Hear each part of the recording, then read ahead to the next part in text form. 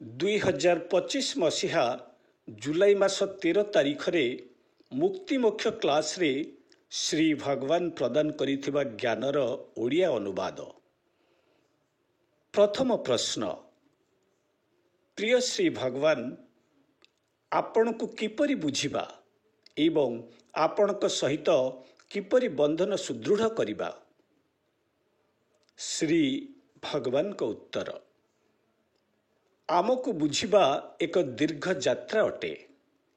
ଆପଣ ଏହି ଜନ୍ମରେ କିଛି ଜିନିଷ ବୁଝିପାରିବେ ଏବଂ ଅନ୍ୟ ଜିନିଷ ଗୁଡ଼ିକ ଭୂଲୋକ ଛାଡ଼ି ଅନ୍ୟ ଲୋକକୁ ଗଲେ ବୁଝିପାରିବେ। ପୂର୍ଣ୍ଣ ରୂପରେ ଆମେ କ'ଣ, ଆମେ କିଏ, ଆପଣ କେବେ ବି ପୃଥିବୀରେ ଥିଲାବେଳେ ଜାଣିପାରିବେ ନାହିଁ। କିନ୍ତୁ ଭୂଲୋକ ପାଇଁ ଶ୍ରେଷ୍ଠ ଉପାୟ ହେଉଛି ଚମତ୍କାର ଗୁଡ଼ିକୁ ଅନୁସରଣ କରିବା। ଚମତ୍କାର ଗୁଡ଼ିକରୁ ଆପଣ କିଛି ଜିନିଷ ବୁଝିପାରିବେ। ତାପରେ ଯେତେବେଳେ ଆପଣଙ୍କର କୌଣସି ସମସ୍ୟା ଆସିବ, ଆପଣ ଚମତ୍କାର ହେବା ପାଇଁ ନିଶ୍ଚିତ ଭାବରେ ଆମକୁ ପ୍ରାର୍ଥନା କରିବାକୁ ଚେଷ୍ଟା କରିବେ। ସେଥିରୁ ଆପଣଙ୍କର ଆସ୍ଥା ଆସିବ। କିଛି ଚମତ୍କାର ଘଟିଲେ ଆପଣ ଅଧିକ ଭଲ ଭାବରେ ଆମକୁ ବୁଝିପାରିବେ ଏବଂ ଆମ ସହିତ ଭଲ ବନ୍ଧନ ସ୍ଥାପନ କରିପାରିବେ। ଏହି ଭୂଲୋକରେ ଏହିପରି କରିବା ଉଚିତ। ଅବଶ୍ୟ କିଛି ଲୋକ ଯେତେବେଳେ ଉଚ୍ଚ ଚୈତନ୍ୟ ସ୍ଥିତିକୁ ଯାଆନ୍ତି, ସେମାନେ ଅଧିକ ଜାଣିପାରନ୍ତି। ତେଣୁ ଆପଣ ନିଜେ ଚମତ୍କାରକୁ ଅନୁଭବ କଲେ ଆପଣଙ୍କ ଭିତରେ କୃତଜ୍ଞତାର ଭାବ ଆସିବ ଏବଂ ଆମ ସହିତ ଆପଣଙ୍କର ଏକ ବନ୍ଧନ ସ୍ଥାପନ ହେବ। କିନ୍ତୁ ଅବଶ୍ୟ କିଛି ଲୋକ ଅଛନ୍ତି, ସେମାନଙ୍କ ପାଇଁ ଆମେ ସବୁଠାରୁ ବଡ଼ ଚମତ୍କାର କଲେ ମଧ୍ୟ ସେମାନେ ଦିନେ କିମ୍ବା 2 ଦିନ ପାଇଁ କୃତଜ୍ଞ ରହନ୍ତି। ତାପରେ ସବୁ କିଛି ଭୁଲି ଯାଆନ୍ତି। ସେମାନେ ସେହିପରି ଭାବରେ ଗଢ଼ା ହୋଇଥାନ୍ତି। ଆଉ କିଛି ଲୋକଙ୍କ ପାଇଁ ଆମେ ଛୋଟ ଚମତ୍କାର କଲେ ମଧ୍ୟ ସେମାନଙ୍କର ଆମ ସହିତ ଦୃଢ଼ ବନ୍ଧନ ଏବଂ ଗଭୀର କୃତଜ୍ଞତା ଥାଏ, କାରଣ ସେମାନେ ସେହିପରି ଗଢ଼ା ହୋଇଥାନ୍ତି। ପରେ ଆମେ ଲକ୍ଷ୍ୟ କରିଛୁ ଯେ କିଛି ଲୋକମାନେ ଯେଉଁମାନଙ୍କ ସହିତ ବିରାଟ ଚମତ୍କାର ହୋଇଥିଲେ ବି ସେଥିପାଇଁ ସେମାନଙ୍କର କୌଣସି କୃତଜ୍ଞତା ନଥିଲା, ଏବେ ହଠାତ୍ ସେମାନେ ମହାନ ସେବକ ହୋଇଯାଇଛନ୍ତି। ଏବେ ତାହା ହିଁ ଘଟିଲା ପରି ଜଣାପଡ଼ୁଛି। ତେଣୁ ଧୀରେ ଧୀରେ ଆପଣ ଏହି ବନ୍ଧନ ଗଢ଼ିପାରିବେ ଏବଂ କୃତଜ୍ଞତା ବଢ଼ିବା ସହିତ ବନ୍ଧନ ବଢ଼ିବ। କିନ୍ତୁ ଏପରି କିଛି ସମୟ ଆସିବ ଯେତେବେଳେ ଆପଣ ପୁଣି ଥରେ ପଡ଼ିଯାଇପାରନ୍ତି, କିନ୍ତୁ ତାପରେ ଆପଣ ପୁଣି ଥରେ ଉଠିପାରନ୍ତି। କିନ୍ତୁ ଆପଣ ଚମତ୍କାର ଶୁଣିବା ସହିତ ଆରମ୍ଭ କରିବା ଉଚିତ। ଦ୍ୱିତୀୟ ପ୍ରଶ୍ନ, ପ୍ରିୟ ଶ୍ରୀ ଭଗବାନ, ସେବା କରିବା ପାଇଁ ମୋ ଭିତରେ କୌଣସି ପ୍ରେରଣା ଆସୁନାହିଁ। ଶ୍ରୀ ଭଗବାନଙ୍କ ଉତ୍ତର, ଏହା କେବଳ ସେବା ସହିତ ସମ୍ପୃକ୍ତ ନୁହେଁ, କିନ୍ତୁ ଯେକୌଣସି କାର୍ଯ୍ୟ ଠିକ୍ ଭାବରେ କରିବା ପାଇଁ ପ୍ରେରଣା ଦରକାର। ବର୍ତ୍ତମାନ ଯଦି ଆପଣ ପ୍ରେରଣା ଆସିବା ପାଇଁ ଅପେକ୍ଷା କରି ବସନ୍ତି, ତେବେ ଏହା କିଛି ସମୟ ନେଇପାରେ କିମ୍ବା କଦାପି ଆସିନପାରେ, ଯାହାର ଅର୍ଥ ଆପଣ କାଳକ୍ଷେପଣ କରିଚାଲିବେ ଏବଂ କେବେ କାର୍ଯ୍ୟ ଆରମ୍ଭ କରିପାରିବେ ନାହିଁ। ସବୁଠାରୁ ସରଳ କଥା ହେଉଛି, ଯେକୌଣସି କ୍ଷେତ୍ରରେ ଯଦି ପ୍ରେରଣା ନଥାଏ, ତେବେ ଆପଣ ଅପେକ୍ଷା କରିବା ଉଚିତ ନୁହେଁ। ଯଦି ପ୍ରେରଣା ଅଛି, ତେବେ ଭଲ, ଆପଣ କାର୍ଯ୍ୟରେ ଲାଗିପଡ଼ିବା ଉଚିତ। ସରଳ ଭାବରେ ଆପଣଙ୍କୁ ଏଥିରେ ସାମିଲ ହେବାକୁ ପଡ଼ିବ ଏବଂ ତାପରେ ଆପଣ ଦେଖିବେ ଯେ ପ୍ରେରଣା ଆପେ ଆପେ ଆସିଯିବ। ସାଧାରଣତଃ ଲୋକମାନେ କାର୍ଯ୍ୟ କରିବା ପାଇଁ ପ୍ରେରଣା ପାଇଁ ଅପେକ୍ଷା କରିଥାନ୍ତି। ସେମାନେ ପରୀକ୍ଷାରେ ବିଫଳ ହୋଇଥାନ୍ତି, ନିଜ ଚାକିରିରେ ବିଫଳ ହୋଇଥାନ୍ତି ଏବଂ ବ୍ୟବସାୟରେ ମଧ୍ୟ ବିଫଳ ହୋଇଥାନ୍ତି। ସାଧାରଣତଃ ସେମାନେ ହେଉଛନ୍ତି ଅସଫଳ, ଯେଉଁମାନେ ପ୍ରେରଣା ପାଇଁ ଅପେକ୍ଷା କରିଚାଲନ୍ତି।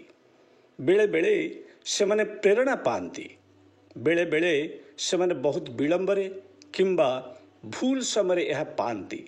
କିଛି କାମ ଦିଏ ନାହିଁ। ସେମାନେ ପ୍ରେରଣା ପାଇଁ ଅପେକ୍ଷା କରି ଚାଲିଛନ୍ତି ବୋଲି କୁହନ୍ତି। ପ୍ରେରଣା ଏହିପରି ଭାବରେ କେବେ ହେଲେ ଆସେ ନାହିଁ। ଆପଣ କାର୍ଯ୍ୟ କରିବା ପାଇଁ ଡେଇଁ ପଡ଼ିବେ। ପହଁରା ନ ଜାଣି ମଧ୍ୟ ଆପଣ ପାଣି ଭିତରକୁ ଡେଇଁ ପଡ଼ିବେ। ଯଦି ଆପଣ କହିବେ ମୁଁ ପହଁରା ଶିଖିବି ଏବଂ ତାପରେ ପାଣିକି ଡେଇଁବି, ତାହା କଦାପି ଘଟିବ ନାହିଁ।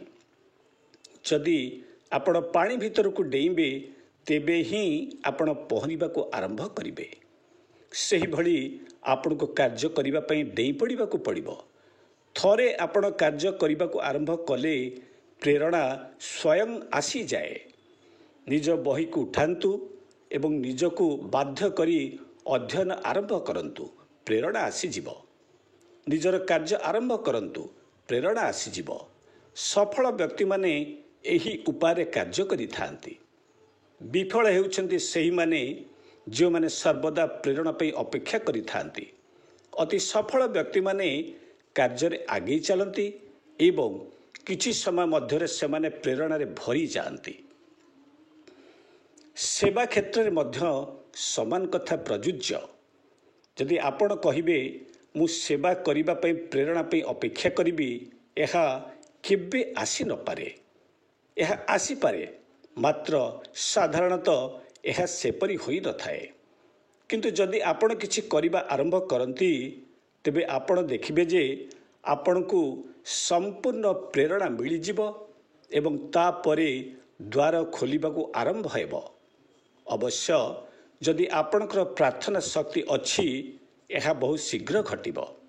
ବିଶେଷ କରି ଯୁବପିଢ଼ି ଦୟାକରି ଏହା ଉପରେ ଧ୍ୟାନ ଦିଅନ୍ତୁ। ପ୍ରେରଣା ପାଇଁ ଅପେକ୍ଷା କରନ୍ତୁ ନାହିଁ। ନିଜ ବହି ସବୁ ଉଠାନ୍ତୁ ଏବଂ ଅଧ୍ୟୟନ ଆରମ୍ଭ କରନ୍ତୁ। ତୃତୀୟ ପ୍ରଶ୍ନ, ପ୍ରିୟ ଶ୍ରୀ ଭଗବାନ, କାହିଁକି ଆମେ ଆମ ଆନ୍ତରିକ ଶିଶୁଟିକୁ ଆନନ୍ଦରେ ରଖିବା ଉଚିତ? ଏହା ଜୀବନମୁକ୍ତି ସହ କିପରି ଜଡ଼ିତ? ଶ୍ରୀ ଭଗବାନଙ୍କ ଉତ୍ତର, ଯଦି ଆନ୍ତରିକ ଶିଶୁଟି ଆନନ୍ଦିତ ରହେ, ତେବେ ଆପଣ ଉଭୟ ଇହମ୍ ଏବଂ ପରମରେ ସଫଳତା ପାଇବେ। ଏହା ହିଁ ହେଉଛି ଚାବିକାଠି ଆନ୍ତରିକ ଶିଶୁ ପାଇଁ ଆପଣଙ୍କର ମୂଳ ତତ୍ତ୍ୱ। ଅବଶ୍ୟ ଯଦି ଆପଣ ଆନ୍ତରିକ ଶିଶୁ ଅଧିକରୁ ଅଧିକ ଆନନ୍ଦିତ ହେବା, ତେବେ ଆପଣ ସ୍ୱତଃପ୍ରବୃତ୍ତ ଭାବରେ ଜୀବନମୁକ୍ତ ହୋଇଯିବେ। ଜୀବନମୁକ୍ତ ବ୍ୟକ୍ତି ସେହି ଯାହାଙ୍କର ଆନ୍ତରିକ ଶିଶୁ ବହୁତ ଆନନ୍ଦିତ ଅଟେ। ଏହାର ଅର୍ଥ ନୁହେଁ ଯେ ଆପଣମାନେ ଜୀବନମୁକ୍ତ ହେବା ପାଇଁ ଚେଷ୍ଟା କରିବେ। ଅବଶ୍ୟ ଯଦି ଆନ୍ତରିକ ଶିଶୁ ଆନନ୍ଦିତ, ତେବେ ଆପଣ ଜୀବନମୁକ୍ତ। ଜଣେ ଜୀବନମୁକ୍ତ ବ୍ୟକ୍ତି କିଏ? ସେହି ବ୍ୟକ୍ତିଙ୍କୁ ଯେକୌଣସି ଜିନିଷ ଆନନ୍ଦ ଦେଇଥାଏ, ତଥାପି ସେ ଅନ୍ତରର ଶିଶୁ ଅଟନ୍ତି। କିନ୍ତୁ ଦୁର୍ଭାଗ୍ୟବଶତଃ ଯେଉଁପରି ଭାବରେ ଆମ ସମାଜ ନିର୍ମିତ, ବିଦ୍ୟାଳୟ ଗୁଡ଼ିକ ଯେପରି ନିର୍ମିତ, ଲୋକମାନଙ୍କର ବ୍ୟବହାର, ଶିଶୁଟିକୁ ଠିକ୍ ଭାବରେ ଲାଳନ ପାଳନ କରିବା ପାଇଁ ପିତାମାତାଙ୍କ ନିକଟରେ ଜ୍ଞାନର ଅଭାବ, ଏସବୁ ମିଶି ଶିଶୁଟିକୁ ବର୍ବାଦ କରିଦିଅନ୍ତି। ତାପରେ ସେ ବିବାହ ଅସଫଳ ହୁଏ। ଶିକ୍ଷାରେ, କର୍ମକ୍ଷେତ୍ରରେ, କିଛି ନା କିଛି କ୍ଷେତ୍ରରେ ତାକୁ ସଫଳତା ମିଳେ ନାହିଁ। ତାର ସାରା ଜୀବନ ଉଦ୍ଦେଶ୍ୟହୀନ ହୋଇଯାଏ। ସେ ବହୁତ ଦୟନୀୟ ଅବସ୍ଥାରେ ଇତଃସ୍ତତ ହୋଇ ଘୂରି ବୁଲେ। ଗୋଟିଏ ନଷ୍ଟ ହୋଇଯାଇଥିବା ପିଲାର ଏହା ପରିଣାମ। ତେଣୁ ଆମେ ଏହି ବିଷୟରେ ପିତାମାତାଙ୍କୁ ଶିକ୍ଷା ଦେବା ଉଚିତ ଓ ଗର୍ଭରେ ଥିବା ସମୟରୁ ମା'ମାନଙ୍କୁ ଶିକ୍ଷା ଦେବା ଉଚିତ। ଆପଣ ଗର୍ଭସ୍ଥ ସନ୍ତାନ ସହ କଥା ହେବା ଉଚିତ। ତାପରେ ସନ୍ତାନ ଜନ୍ମ ସମୟରେ ଓ ଜନ୍ମର ପ୍ରଥମ 6 ବର୍ଷରେ ଶିଶୁ ସହିତ କିପରି ବ୍ୟବହାର କରାଯିବ, ସଠିକ୍ ବିଦ୍ୟାଳୟ କିପରି ଚୟନ କରାଯିବ, ସେସବୁ ବିଷୟରେ ପିତାମାତାଙ୍କୁ ଶିକ୍ଷା ଦିଆଯିବା ଉଚିତ। ଏସବୁକୁ ଅନୁସରଣ କଲେ ଶିଶୁ ବହୁତ ଆନନ୍ଦିତ ହେବ ଏବଂ ସ୍ୱତଃପ୍ରବୃତ୍ତ ଭାବରେ ଜୀବନମୁକ୍ତ ହୋଇଯିବ। ଚତୁର୍ଥ ପ୍ରଶ୍ନ, ପ୍ରିୟ ଶ୍ରୀ ଭଗବାନ, ପୂର୍ବ କ୍ଲାସରେ ଶ୍ରୀ ଭଗବାନ କହିଥିଲେ ଯେ ଅନ୍ୟ ଲୋକର ନକାରାତ୍ମକ ଶକ୍ତି ମଧ୍ୟ ଆମ ଉପରେ ପ୍ରଭାବ ପକାଏ। ଏହା କ'ଣ ଆମମାନଙ୍କୁ ଅର୍ଥାତ୍ ଶ୍ରୀ ଆମ ଭଗବାନଙ୍କ ଭକ୍ତମାନଙ୍କୁ ପ୍ରଭାବିତ କରିବ? ଯଦି କରେ, ତେବେ କିପରି ଏଥିରୁ ଆମେ ବାହାରି ପାରିବା? ଶ୍ରୀ ଭଗବାନଙ୍କ ଉତ୍ତର, ଶ୍ରୀ ଆମ ଭଗବାନଙ୍କର ଭକ୍ତମାନେ ମଧ୍ୟ ପ୍ରଭାବିତ ହେବେ। ତେବେ ଆପଣମାନେ ନିଜକୁ କିପରି ରକ୍ଷା କରିବେ? आपण माने यह जानिबा उचित जे सोम को किपरि ग्रहण कराजिब। नियमित भाव में आपण सोम ग्रहण करने उचित एवं यह निश्चित जानिबा उचित जे सोम अन्य लोकरू डाउनलोड होई आसुछि। एही लोकर नुहे, प्रकृत रे यह अन्य लोकरू डाउनलोड हेउथिबार वीडियो आम पाखरे अछि। जदि बोतल आपणक पाखरे अछि तेबे अन्य लोकरू यह किपरि आसी बोतल मध्यरे पशुछि। सोम एक साधारण जिनस नुहे। पूर्वरु भारत सोम प्रस्तुत करा जाउथला। एही सोम हेउछि एक डाउनलोड एवं जदि यह ठीक भाव में व्यवहार करा जाए यह अधिक अधिक शक्तिशाली हुए।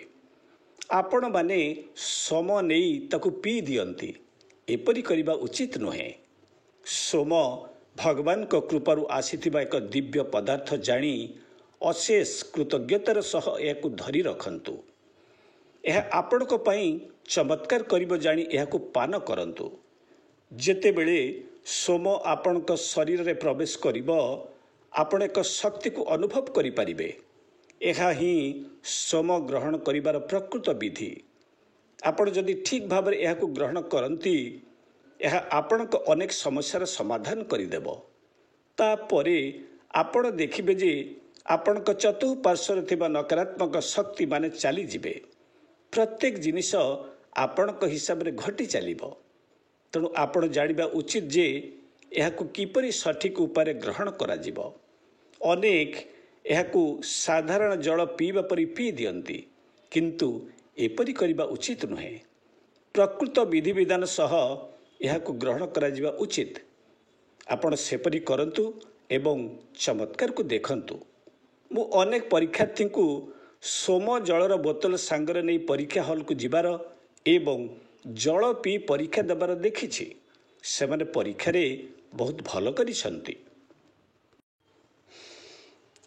पंचम प्रश्न, प्रिय श्री भगवान, युवपीढ़ींकर धर्म किपरि हेबा उचित बोली श्री आमा भगवान चाहती। श्री आमा भगवान को दृष्टि रे युवपीढ़ींकर कौन भूमिका रही?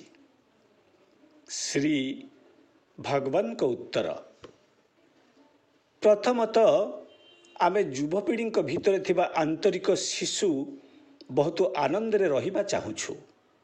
सोम आपण को बहुत आनंद प्रदान करि परिबो एवं आहुरी अनेक साधना सबु रहिछि। पादुकारु दीक्षा नेबा आपण को अनेक आनंद प्रदान करि परिबो।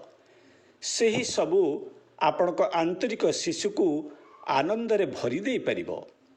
आमे निश्चित भाव रे एही आंतरिक शिशु ठारू ही आरंभ करिबा उचित।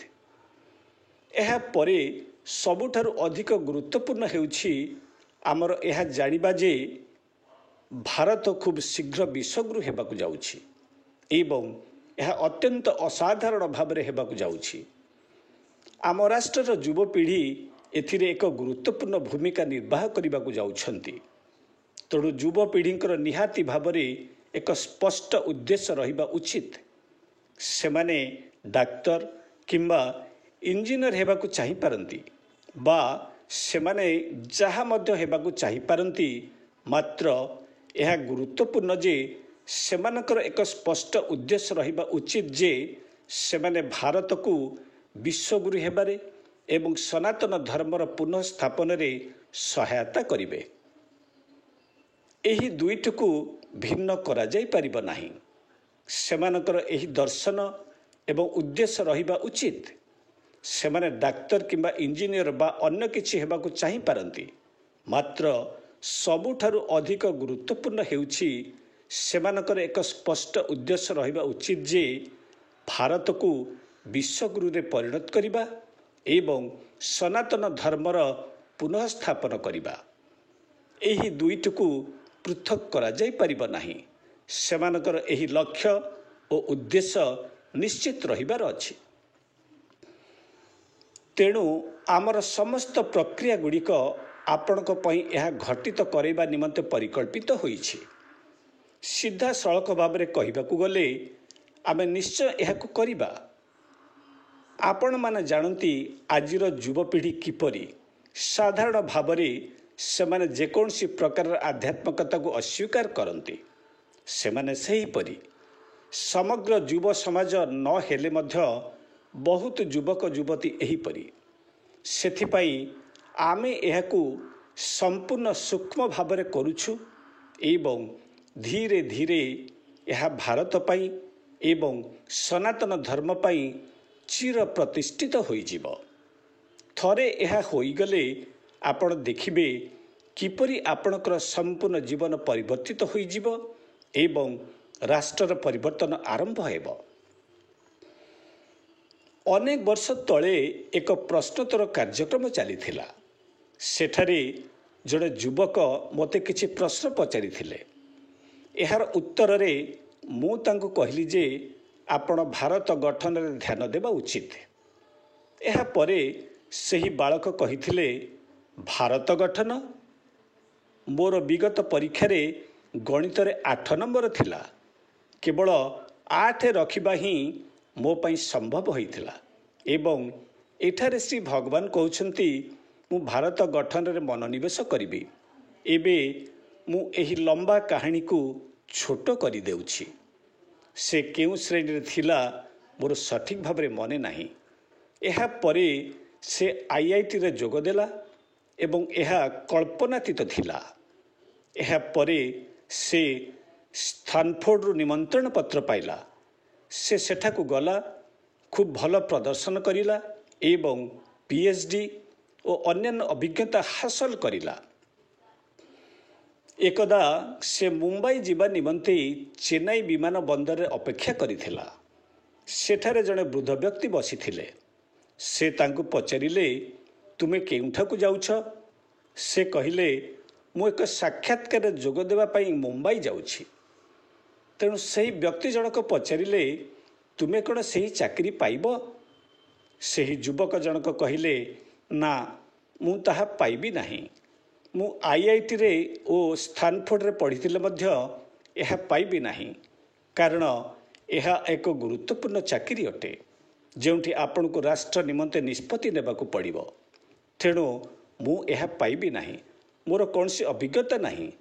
ସେହି ବ୍ୟକ୍ତି ଜଣକ କହିଲେ, ହତୋତ୍ସାହିତ ହୁଅ ନାହିଁ। ତୁମେ ଯାଅ, ଚେଷ୍ଟା କର ଏବଂ ତୁମର ଯଥାସାଧ୍ୟ ଉଦ୍ୟମ କର। ଏହାପରେ ସେହି ଯୁବକ ଜଣକ ମୁମ୍ବାଇ ଗଲେ। ସାକ୍ଷାତକାର ପାଇଁ ଲୋକମାନଙ୍କର ଏକ ବିଶାଳ ଟିମ୍ ଥିଲା। ସେମାନେ ତାଙ୍କୁ ପାଠ୍ୟ ସମ୍ବନ୍ଧିତ କୌଣସି ପ୍ରଶ୍ନ ପଚାରିଲେ ନାହିଁ। ସେମାନେ କେବଳ ତାର ଅବସର ସମୟ କାର୍ଯ୍ୟକଳାପ, ତାର ରୁଚି, ଏହିପରି ସବୁ ପ୍ରଶ୍ନ ପଚାରିଲେ। ଏହାପରେ ଏହି ଯୁବକ ଧନ୍ୟବାଦର ସହିତ କହିଲେ ଯେ ମୁଁ ଜାଣିଛି ମୁଁ ଏହି ଚାକିରି ପାଇବି ନାହିଁ। ମୁଁ ଆପଣଙ୍କର ମୂଲ୍ୟବାନ ସମୟ ନଷ୍ଟ କରିବାକୁ ଚାହେଁ ନାହିଁ। କ'ଣ ମୁଁ ଆସିପାରେ କି? ସେମାନେ ସମସ୍ତେ ତାଙ୍କୁ କହିଲେ ଯେ ତାଙ୍କୁ ଚୟନ କରାଯାଇଛି। ଯୁବକ ଜଣକ କହିଲେ, ମୋତେ ଗୋଟିଏ ହେଲେ ପ୍ରଶ୍ନ ନ ପଚାରି ମଧ୍ୟ ମୋର ଚୟନ କରାଯାଇଛି। ତାଙ୍କୁ ଜଣକୁ ଦେଖିବାକୁ କୁହାଗଲା ଏବଂ ସେ ଦେଖିଲେ ଯେ ଚେନ୍ନାଇର ବିମାନ ବନ୍ଦରରେ ଭେଟିଥିବା ବ୍ୟକ୍ତି ଜଣକ ସେଠାରେ ବସିଛନ୍ତି। ସେହି ନିଯୁକ୍ତି ସମ୍ବନ୍ଧୀୟ ସମସ୍ତ ନିଷ୍ପତ୍ତି ତାଙ୍କର ଥିଲା।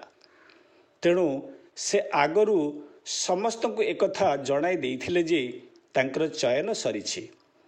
ମୁଁ ଭାବୁଛି ଏହି ଚାକିରିଟି ଭାରତୀୟ ଜଳପଥ ସମ୍ବନ୍ଧିତ ନିଷ୍ପତ୍ତି ନେବା କ୍ଷେତ୍ର ସହିତ ଜଡ଼ିତ ଥିଲା।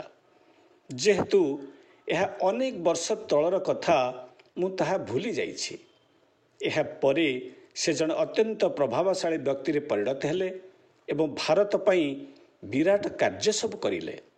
ତେଣୁ ଗଣିତରେ କେବଳ 8 ନମ୍ବର ରଖିଥିବା ପିଲା ମଧ୍ୟ ଭାରତର ମାର୍ଗଦର୍ଶନ କରିପାରିଲା। କିଛି ମଧ୍ୟ ଘଟିବା ସମ୍ଭବ, ମାତ୍ର ସ୍ପଷ୍ଟ ଲକ୍ଷ୍ୟର ଆବଶ୍ୟକତା ରହିଛି। ସେହି ପିଲାଟିର ଉଦ୍ଦେଶ୍ୟ ସ୍ପଷ୍ଟ ଥିଲା। ସେ କିପରି ଏତେ ସଫଳ ହୋଇପାରିଲା ବୋଲି ମୁଁ ତାକୁ ପଚାରିଲି। ସେ କହିଲା, ଆପଣ କହିଲେ ଭାରତ ପାଇଁ କାମ କର। ଏହା ମୋ ମଧ୍ୟକୁ ଚାଲିଗଲା। ଥରେ ଏହା ହେବା ପରେ ସବୁ ଗଣିତ ମୋ ପାଇଁ ଖୁବ୍ ସରଳ ହୋଇଗଲା। ସମସ୍ତ ପାଠପଢ଼ା ମୋ ପାଇଁ ପିଲା ଖେଳ ହୋଇଗଲା। ସେହିପରି ଏଠାରେ ମଧ୍ୟ ସମ୍ଭବ ହେଲା ଓ ସେ ଜଣେ ଇଞ୍ଜିନିୟର ହେଲେ। ଆପଣ ଯାହା ଚାହିଁବେ ତାହା ହୋଇପାରିବ। ମାତ୍ର ଏହା ସହିତ ଆପଣଙ୍କର ଏହି ଉଦ୍ଦେଶ୍ୟ ରହିବା ଉଚିତ ଯେ ଆପଣ ଭାରତରେ ରହିବେ ଏବଂ ଉନ୍ନତି କରିବାକୁ ଚାହିଁବେ। ଯଦି ଆପଣଙ୍କ ଭିତରେ ତାହା ରହିବ, ଆପଣଙ୍କ ପାଇଁ ସବୁକିଛି ପରିବର୍ତ୍ତିତ ହୋଇଯିବ। ଆପଣ ରାଷ୍ଟ୍ର ସହିତ ଏକ ସମନ୍ୱୟ ରକ୍ଷା କରି ରହିପାରିବେ। ଏକ ଉର୍ଜା କେନ୍ଦ୍ର ରହିଛି ଯାହା ପୃଥିବୀ ସାରା ଘୁରି ବୁଲୁଛି। ଏହା ଯେଉଁ ରାଷ୍ଟ୍ର ଉପରେ ରହିବ, ସେହି ରାଷ୍ଟ୍ର ଦ୍ରୁତ ଗତିରେ ଉନ୍ନତି କରିବ। କେତେ ଶତାବ୍ଦୀ ପୂର୍ବରୁ ଏହା ୟୁରୋପ ଉପରେ ଥିଲା। ଏହି ସମୟରେ ୟୁରୋପର ଉନ୍ନତି ହୋଇଥିଲା। ଏହା ପୂର୍ବରୁ ଏହା ଚୀନ ଏବଂ ଭାରତ ଉପରେ ଥିଲା। ଏହା ପରେ ୟୁରୋପ ଉପରକୁ ଗଲା ଓ ଏହା ପରେ ଏହା ଆମେରିକା ଉପରକୁ ଗଲା। ସେହି ସମୟରେ ଆମେରିକାର ଉନ୍ନତି ହେଲା। ଏହା ପରେ ଏହା ଏସିଆ ଉପରକୁ ଫେରି ଆସିଲା ଏବଂ ଜାପାନ ଉପରେ ରହିଲା। ଜାପାନର ଅଭିବୃଦ୍ଧି ହେଲା। ଏହା ପରେ ଏହା ଚୀନ ଉପରକୁ ଗଲା ଏବଂ ଚୀନ ଖୁବ୍ ଦ୍ରୁତ ଗତିରେ ଉନ୍ନତି ଲାଭ କରିଲା। ଆପଣମାନେ ସମସ୍ତେ ଏହା ଜାଣନ୍ତି। ବର୍ତ୍ତମାନ ଏହି କେନ୍ଦ୍ର ଭାରତ ଉପରେ ରହିଛି। ତେଣୁ ଯଦି ଆପଣ ଏହା କରିପାରିଲେ, ତେବେ ଭାରତ ମଧ୍ୟ ସମୃଦ୍ଧ ହେବ। ଯଦି ଆପଣ ଏହା ସହିତ ସମନ୍ୱୟ ରକ୍ଷା କରିପାରିବେ, ତେବେ ଆପଣଙ୍କର ମଧ୍ୟ ଉନ୍ନତି ହେବ। ତେଣୁ ଏହା ବର୍ତ୍ତମାନ ଭାରତ ଉପରେ ଅଛି ଏବଂ ଯେତେବେଳେ ଏହା ଭାରତ ଉପରକୁ ଆସିଲା, ଆମେ ଆମର ବିଶ୍ୱଗୁରୁ ପ୍ରକ୍ରିୟା ଗୁଡ଼ିକ ଆମର ମନ୍ଦିରରେ ଆରମ୍ଭ କରିଲୁ। ଦକ୍ଷିଣ ଭାରତ ଅନେକ ମନ୍ଦିରରେ ଆମେ ଏହି ବିଶ୍ୱଗୁରୁ ପ୍ରକ୍ରିୟା ଗୁଡ଼ିକ କରୁଛୁ। ଏହା କେବଳ ସେହି ଉର୍ଜା କେନ୍ଦ୍ର ସହିତ ଏକ ସମନ୍ୱୟ ରକ୍ଷା କରିବା ନିମନ୍ତେ ଉଦ୍ଦିଷ୍ଟ। ବାସ୍ତବରେ ଯଦି ଆପଣ ଜଣେ ଭଲ ମନସ୍ତତ୍ତ୍ୱବାଦୀ ହୋଇଥିବେ ବା ଆପଣ ଖୁବ୍ ସମ୍ବେଦନଶୀଳ ହୋଇଥିବେ, ଯଦି ଆପଣ ଉପରେ ଉଡ଼ି ଯାଉଥିବେ, ତେବେ ଆପଣ ଏହି ଉର୍ଜା କ୍ଷେତ୍ରକୁ ଅନୁଭବ କରିପାରିବେ। ମୁଁ ଏପରି କିଛି ଲୋକମାନଙ୍କ ସହିତ କଥା ହୋଇଛି ଯେଉଁମାନେ ଏହାକୁ ଅନୁଭବ କରିପାରିଥିଲେ। ଯେତେବେଳେ ଏହା ଚୀନ ଉପରେ ଉଜ୍ଜଳ ଭାବରେ ଥିଲା, ପାଖାପାଖି 20 ବା 25 ବର୍ଷ ପରେ ଏହା ଏବେ ଭାରତ ଉପରକୁ ଆସିଛି ଏବଂ ଭାରତ ଉପରେ ଉଜ୍ଜଳ ଭାବରେ ରହିଛି। ବର୍ତ୍ତମାନ ଭାରତ ଦ୍ରୁତ ଗତିରେ ଉନ୍ନତି କରିବାକୁ ଯାଉଛି ଏବଂ ଯୁବପିଢ଼ି ଏହା ସହିତ ଏକ ସମନ୍ୱୟ ରକ୍ଷା କରିପାରିଲେ ସେମାନେ ମଧ୍ୟ ଖୁବ୍ ଦ୍ରୁତ ଗତିରେ ଆଗକୁ ବଢ଼ିପାରିବେ। ଷଷ୍ଠ ପ୍ରଶ୍ନ, ପ୍ରିୟ ଶ୍ରୀ ଭଗବାନ, ନେମମକୁ ଆସିବା ଏବଂ ନେମମରେ ପୂଜା ପାଠରେ ଅଂଶଗ୍ରହଣ କରିବାର ଗୁରୁତ୍ୱ ଏବଂ ମହତ୍ତ୍ୱ କ'ଣ? ଶ୍ରୀ ଭଗବାନଙ୍କ ଉତ୍ତର, ନେମମର ପୂଜାପାଠ ଗୁଡ଼ିକ ଆପଣଙ୍କୁ ଧୀରେ ଧୀରେ ଶ୍ରୀ ଆମ ଭଗବାନ, ଶ୍ରୀ କଳ୍କି, ଶ୍ରୀ ପରମଜ୍ୟୋତିଙ୍କ ସହିତ କଥାବାର୍ତ୍ତା କରିବାକୁ ପ୍ରସ୍ତୁତ କରିବ। ଆପଣ କଥାବାର୍ତ୍ତା କରିପାରିବେ। ଏହା ଖୁବ୍ ଶୀଘ୍ର ଆରମ୍ଭ ହେବ। ଆମେ ଧୀରେ ଧୀରେ ଏଥିପାଇଁ ପ୍ରସ୍ତୁତ ହେଉଛୁ। ତେଣୁ ଆପଣ ଶ୍ରୀମୂର୍ତ୍ତିଙ୍କ ସମ୍ମୁଖରେ ବସି ସମସ୍ତ ବିଷୟରେ କଥାବାର୍ତ୍ତା କରିପାରିବେ। ଆପଣ ଆମାଙ୍କ ସହିତ ଇହମ୍ ବିଷୟରେ କଥାବାର୍ତ୍ତା କରିପାରିବେ। ଆପଣ ଭଗବାନଙ୍କ ସହ ପରମ ବିଷୟରେ କଥାବାର୍ତ୍ତା କରିପାରିବେ। ଆପଣ ପରମଜ୍ୟୋତିଙ୍କ ସହିତ ସାଂସାରିକ ବିଷୟରେ ଏବଂ କଳ୍କିଙ୍କ ସହିତ ଅନ୍ୟାନ୍ୟ ବିଷୟରେ କଥାବାର୍ତ୍ତା କରିପାରିବେ। ତେଣୁ ଆମେ ଆପଣଙ୍କୁ ଏଥିପାଇଁ ପ୍ରସ୍ତୁତ କରୁଛୁ। ଏହା ହେଉଛି ନେମମର ମହତ୍ତ୍ୱ। ତେଣୁ ଏହା ଏକ ବ୍ୟକ୍ତିଗତ ସ୍ତରରେ କଥାବାର୍ତ୍ତା କରିବା ପରି। ଆପଣ ଯାହା ଚାହୁଁଛନ୍ତି ତାହା କରିବାରେ ଆପଣଙ୍କୁ ସାହାଯ୍ୟ କରିବା ପାଇଁ ଏହା ଏକ ଉତ୍ତମ ମାର୍ଗଦର୍ଶନ ଅଟେ ଏବଂ ଏଥିପାଇଁ ଆପଣ ଆଶୀର୍ବାଦ ମଧ୍ୟ ପ୍ରାପ୍ତ କରିପାରିବେ। କିନ୍ତୁ ଏଥିରେ କିଛି ସମୟ ଲାଗିବ। କିଛି କରିବା ପାଇଁ ଆମକୁ କାମ କରିବାକୁ ପଡ଼ିବ। ଆମେ ଏଥିପାଇଁ କାମ କରୁଛୁ। ତେଣୁ ହୁଏତ ଆଉ କିଛି ମାସ ମଧ୍ୟରେ ଏହା ସମ୍ଭବ ହେବ। ସପ୍ତମ ପ୍ରଶ୍ନ, ପ୍ରିୟ ଶ୍ରୀ ଭଗବାନ, ପ୍ରେମ ପାଇଁ ଆମକୁ କେଉଁ ସାଧନା କରିବାକୁ ପଡ଼ିବ? ଶ୍ରୀ ଭଗବାନଙ୍କ ଉତ୍ତର, ଆପଣମାନଙ୍କୁ ଏହି ସତ୍ୟକୁ ଧରି ରଖିବାକୁ ପଡ଼ିବ ଯେ ଆପଣଙ୍କର ପ୍ରେମ ନାହିଁ। ଯେପରି ଆପଣ ଏକ ନବଜାତ ଶିଶୁକୁ ଧରିଥାନ୍ତି, ଆପଣ ଯେଉଁପରି ସତର୍କତାର ସହ ଏହା କରନ୍ତି, ସେହିପରି ଆପଣଙ୍କୁ ଏହି ସତ୍ୟକୁ ସତର୍କତାର ସହିତ ଧରି ରଖିବାକୁ ପଡ଼ିବ। ଏହା ସତ୍ୟ ଯେ ଆପଣଙ୍କର ପ୍ରେମ ନାହିଁ। ତେଣୁ ଯେତେବେଳେ ସମ୍ଭବ ହେଉଛି ଆପଣ ଏହି ସତ୍ୟକୁ ଧରି ରଖନ୍ତୁ ଯେ ଆପଣଙ୍କର ପ୍ରେମ ନାହିଁ, ସମ୍ପୂର୍ଣ୍ଣ ଭାବରେ କୌଣସି ପ୍ରେମ ନାହିଁ। ଆପଣ ଏହା ବିଷୟରେ କିଛି କରିବା ଉଚିତ ନୁହେଁ।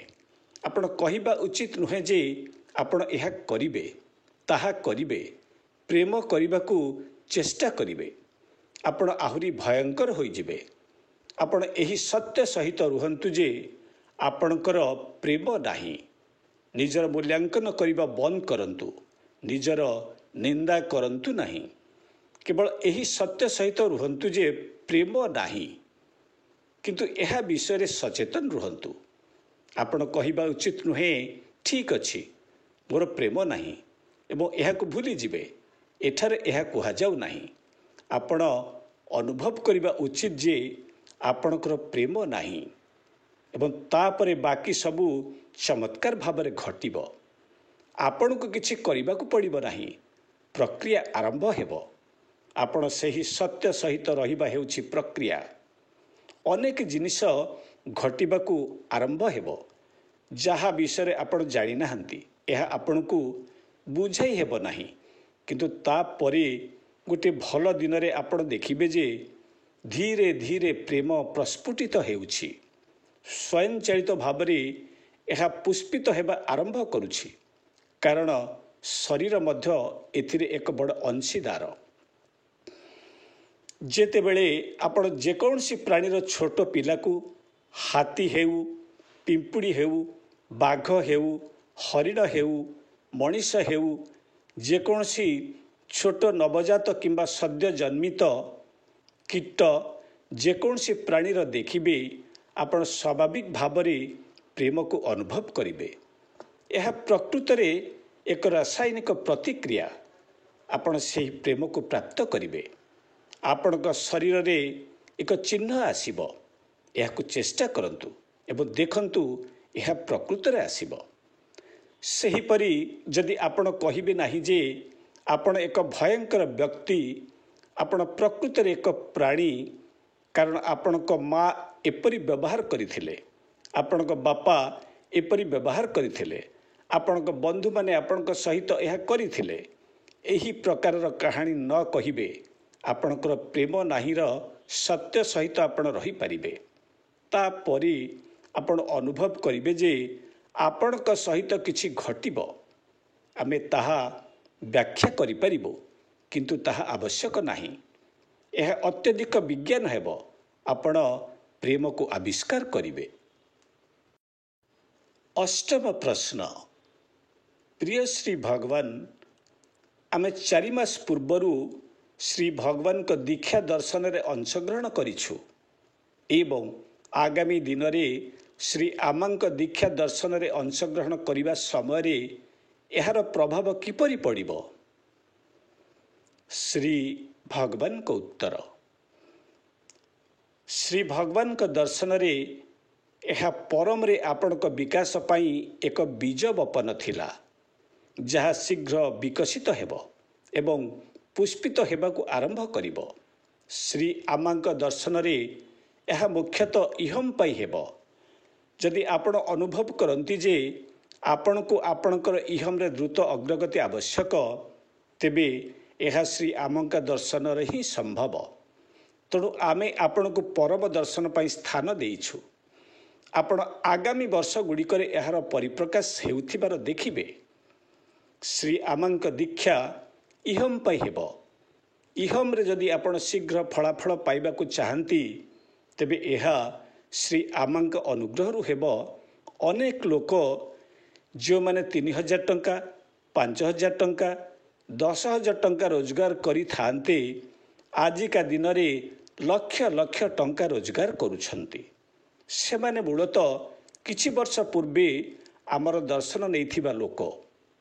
ମୁଁ ନିଜେ ସେହିପରି କିଛି ଲୋକଙ୍କୁ ଭେଟିଥିଲି ଏବଂ ସେମାନଙ୍କୁ ପଚାରିଥିଲି, ଆପଣମାନେ କିପରି ଧନୀ ହେଲେ? ଏବଂ ସେମାନେ ମୋତେ ଏହା କିପରି ହେଲା କହିଛନ୍ତି। ଆମା ଯେଉଁ ସମସ୍ତ ଅଳଙ୍କାର ପିନ୍ଧନ୍ତି, ସେ ସବୁକିଛି କେବଳ ଆପଣମାନଙ୍କ ଉପରେ ସଠିକ୍ ପ୍ରଭାବ ସୃଷ୍ଟି କରିବା ପାଇଁ। ତେବେ ଏହା ଆପଣମାନଙ୍କ ଉପରେ ନିର୍ଭର କରେ। ଯଦି ଆପଣଙ୍କର ପୂର୍ବରୁ ଲକ୍ଷ ଲକ୍ଷ ଟଙ୍କା ଅଛି ଏବଂ ସବୁକିଛି ଅଛି, ଆପଣ ଏହାକୁ ଅଧିକ ବୃଦ୍ଧି କରି କୋଟି କୋଟି ଟଙ୍କା ପାଇବାକୁ ଚାହୁଁଛନ୍ତି, ତେବେ ନିଶ୍ଚିତ ଭାବରେ ଆପଣ ଏହା କରିପାରିବେ। ତେବେ ଏଥିପାଇଁ ନିଶ୍ଚିତ ଭାବରେ ଆପଣଙ୍କୁ ଇହମ୍ ଦୀକ୍ଷା ପାଇଁ ଯିବାକୁ ପଡ଼ିବ, କିନ୍ତୁ ପରମ୍ ଆପଣଙ୍କୁ ନିଶ୍ଚୟ କରିବାକୁ ପଡ଼ିବ, କାରଣ ଆପଣଙ୍କୁ ବହୁତ ଆଗକୁ ଯିବାର ଅଛି। ନବମ ପ୍ରଶ୍ନ, ପ୍ରିୟ ଶ୍ରୀ ଭଗବାନ, ଆପଣ ଦୟାକରି ତପୋବନମ୍ ବିଷୟରେ ଆମକୁ ଜଣାଇବେ କି? ଆମକୁ କେବେ ତପୋବନମକୁ ଯିବା ପାଇଁ ଅନୁମତି ମିଳିବ? ଶ୍ରୀ ଭଗବାନଙ୍କ ଉତ୍ତର, ତପୋବନମ୍ ଏବେ ବିକଶିତ ହେଉଅଛି। ଏହା କେବଳ ଗୋଟିଏ ସ୍ଥାନରେ ନାହିଁ, ଏହା ଅନେକ ସ୍ଥାନରେ ପରିବ୍ୟାପ୍ତ ହୋଇଅଛି ଏବଂ ଏହାକୁ ବ୍ୟବହାର ପାଇଁ ପ୍ରସ୍ତୁତ ହେବାକୁ ଆଉ 2 ବର୍ଷ କିମ୍ବା 3 ବର୍ଷ ଲାଗିପାରେ। ଏହାପରେ ଆପଣ ଆସି ସେଠାରେ କିଛି ଦିନ ଧ୍ୟାନ କରିବା ପାଇଁ ଆମନ୍ତ୍ରିତ ହେବେ। ଆପଣ ସେହି ସ୍ଥାନରେ ବହୁତ ଦ୍ରୁତରେ ଅଗ୍ରଗତି କରିବେ, କାରଣ ସେଠାରେ ଲଗାଯାଇଥିବା ଗଛଗୁଡ଼ିକ ସ୍ୱତନ୍ତ୍ର ଭାବେ ମନୋନୀତ ହୋଇଛନ୍ତି ଏବଂ ସେହି ପ୍ରକାରର ଶକ୍ତି ଯୋଗାଇବା ପାଇଁ ଯତ୍ନର ସହିତ ଲଗାଯାଇଛି। ଏହା ଆପଣଙ୍କର ଚୈତନ୍ୟର ଅଭିବୃଦ୍ଧି କରାଇବ। ସେଥିପାଇଁ ଏହା ସମୟ ନେଉଛି। କାର୍ଯ୍ୟ ଚାଲିଅଛି, କିନ୍ତୁ ଅନ୍ତତଃ ପକ୍ଷେ ପ୍ରସ୍ତୁତ ହେବାକୁ ଆହୁରି 2ରୁ 3 ବର୍ଷ ଲାଗିପାରେ। ଦଶମ ପ୍ରଶ୍ନ, ପ୍ରିୟ ଶ୍ରୀ ଭଗବାନ, ଆମେ ପ୍ରାୟତଃ ନକାରାତ୍ମକ ଶକ୍ତି ଏବଂ ଆବେଗ ଗୁଡ଼ିକ ଦ୍ୱାରା ଘେରି ହୋଇ ରହିଛୁ। ଏପରିକି ଆମକୁ ଏଭଳି ନକାରାତ୍ମକତା ଥିବା ବ୍ୟକ୍ତି ବିଶେଷଙ୍କ ଦ୍ୱାରା ପ୍ରସ୍ତୁତ ଖାଦ୍ୟ ଏବଂ ପାନୀୟରେ ମଧ୍ୟ ଗ୍ରହଣ କରିବାକୁ ପଡ଼ୁଛି। ଶ୍ରୀ ଆମ ଭଗବାନଙ୍କ ସହ ଆମର ସମ୍ପର୍କକୁ ବଜାୟ ରଖିବା ପାଇଁ ଏବଂ ଏହି ପରିସ୍ଥିତିରୁ ଉର୍ଦ୍ଧ୍ୱ ଉଠିବା ପାଇଁ ଆମେ କିପରି ନିଜକୁ ରକ୍ଷା କରି ସୁରକ୍ଷିତ ରଖିପାରିବୁ? ଶ୍ରୀ ଭଗବାନଙ୍କ ଉତ୍ତର, ସୋମ ଆପଣଙ୍କୁ ସୁରକ୍ଷା ପ୍ରଦାନ କରିବ। ଏକାଦଶ ପ୍ରଶ୍ନ, ପ୍ରିୟ ଶ୍ରୀ ଭଗବାନ, ଧର୍ମ ସଂସ୍ଥାପକ କିଏ ଏବଂ ଧର୍ମ ସଂସ୍ଥାପକର ଭୂମିକା କ'ଣ? ଶ୍ରୀ ଭଗବାନଙ୍କ ଉତ୍ତର, ଅନେକ ଧର୍ମ ସଂସ୍ଥାପକ ଅଛନ୍ତି। ସେମାନେ ସତ୍ସଙ୍ଗ ପରିଚାଳନା କରନ୍ତି, କାର୍ଯ୍ୟକ୍ରମ ପରିଚାଳନା କରନ୍ତି, ପ୍ରବଚନ ଦିଅନ୍ତି ଏବଂ ଧର୍ମର କାର୍ଯ୍ୟକ୍ରମ ଆୟୋଜନ କରନ୍ତି। ତେଣୁ ସେମାନେ ହେଉଛନ୍ତି ଧର୍ମ ସଂସ୍ଥାପକ। ଆପଣ ସେମାନଙ୍କ ମଧ୍ୟରୁ ଅନେକଙ୍କୁ ଜାଣିଥିବେ। ସେମାନେ ଧର୍ମକୁ ଧରି ରଖୁଛନ୍ତି। ସେମାନେ ଧର୍ମକୁ ପରିପୃଷ୍ଟ କରୁଛନ୍ତି ଏବଂ ଧର୍ମର ନିର୍ମାଣ କରୁଛନ୍ତି। ସେମାନେ ଆଶ୍ଚର୍ଯ୍ୟଜନକ ଲୋକ। ନିଶ୍ଚିତ ଭାବରେ ସେମାନଙ୍କ ମଧ୍ୟରୁ ଅନେକଙ୍କର ନିଜସ୍ୱ ସତ୍ସଙ୍ଗ ଅଛି ଏବଂ ସେମାନଙ୍କ ସହିତ ଏପରି ଲୋକ ଅଛନ୍ତି ଯେଉଁମାନେ ସାମୂହିକ ଭାବରେ ଆଧ୍ୟାତ୍ମିକ ପଥରେ ଅଗ୍ରଗତି କରିବାକୁ ଚେଷ୍ଟା କରୁଛନ୍ତି। ତେଣୁ ଧର୍ମ ସଂସ୍ଥାପକ ନ ରହିଲେ କୌଣସି ଧର୍ମ ରହିବ ନାହିଁ। ସେମାନେ ଅଛନ୍ତି, ସେଥିପାଇଁ ଧର୍ମ ଅଛି। ଅବଶ୍ୟ ଆମର ଧର୍ମ ରକ୍ଷକ ଅଛନ୍ତି। ଏହି ଲୋକମାନେ ମନ୍ଦିରରେ ଆସି ବହୁତ କାମ କରନ୍ତି। କେତେକ ପୂଜାରୀ ଭାବରେ କାର୍ଯ୍ୟ କରନ୍ତି। କେତେକ ଲୋକ ଆସି କିଛି ହୋମ କରନ୍ତି, ଯାହା ପାଇଁ ଦାସମାନଙ୍କ ପାଖରେ ସମୟ ନାହିଁ। ସେମାନେ ଭୋର 4:30 5ଟାରେ ଆସି ହୋମ କରନ୍ତି। ସେମାନେ ସେଠାରେ କାମ କରି ଫେରିଯାଆନ୍ତି। ବାହାରେ ସେମାନଙ୍କର କାର୍ଯ୍ୟ ଅଛି, ପରିବାର ଅଛି। ସେମାନେ ଆସନ୍ତି, ହୋମ କରନ୍ତି ଏବଂ ଫେରିଯାଆନ୍ତି। କେତେକ ଲୋକ ଅଛନ୍ତି ଯେଉଁମାନେ ହୋମରେ ମଧ୍ୟ ଆସି ମନ୍ତ୍ର ଜପ କରନ୍ତି। ଏମାନଙ୍କୁ ଧର୍ମ ରକ୍ଷକ କୁହାଯାଏ। ଯେଉଁମାନେ ମନ୍ଦିରରେ ବା ଘରୁ ବିଭିନ୍ନ ପ୍ରକାରର କାର୍ଯ୍ୟ କରୁଛନ୍ତି, ସେମାନେ ଧର୍ମ ରକ୍ଷକ, ଯେଉଁମାନେ ଧର୍ମକୁ ରକ୍ଷା କରନ୍ତି। ତାପରେ ଧର୍ମକର୍ତ୍ତା ଅଛନ୍ତି, ଯେଉଁମାନେ ଧର୍ମ ପାଇଁ ଅବଦାନ ଦିଅନ୍ତି। ଯେପରି ଆମେ ଧର୍ମ ପାଇଁ କିଛି ଅଧିଗ୍ରହଣ କରିବାକୁ ଚାହୁଁଛୁ ଏବଂ ଆମ ପାଖରେ ଟଙ୍କା ନାହିଁ। ଆମେ କିଛି ଲୋକଙ୍କୁ ରାଜି କରାଉ ଏବଂ ସେମାନେ ଆମକୁ କିଛି କିଣିବାରେ କିମ୍ବା କିଛି କରିବାରେ ସାହାଯ୍ୟ କରନ୍ତି। ଧର୍ମର କୌଣସି ଅତିରିକ୍ତ ପାଣ୍ଠି କିମ୍ବା କିଛି ନାହିଁ। ଏହା ବହୁ କଷ୍ଟରେ ଅସ୍ତିତ୍ୱ ବଜାୟ ରଖିଛି। କାହିଁକି ତାହା ମୁଁ ଏଠାରେ କହିପାରିବି ନାହିଁ। ତେଣୁ ଆମକୁ କିଛି କାର୍ଯ୍ୟ ଜାରି ରଖିବା ପାଇଁ ପାଣ୍ଠିର ଆବଶ୍ୟକତା ପଡ଼ିଥାଏ। ଏହି ଲୋକମାନେ ଏତେ ପ୍ରତିବଦ୍ଧ ଯେ ସେମାନେ ପାଣ୍ଠି ସଂଗ୍ରହ କରନ୍ତି ଏବଂ ସେହି ଜିନିଷ ହାସଲ କରିବା ପାଇଁ କିମ୍ବା ସେହି ଜିନିଷ କରିବା ପାଇଁ ଆମକୁ ଟଙ୍କା ଦିଅନ୍ତି। ତେଣୁ ସେମାନେ ହେଉଛନ୍ତି ଧର୍ମକର୍ତ୍ତା।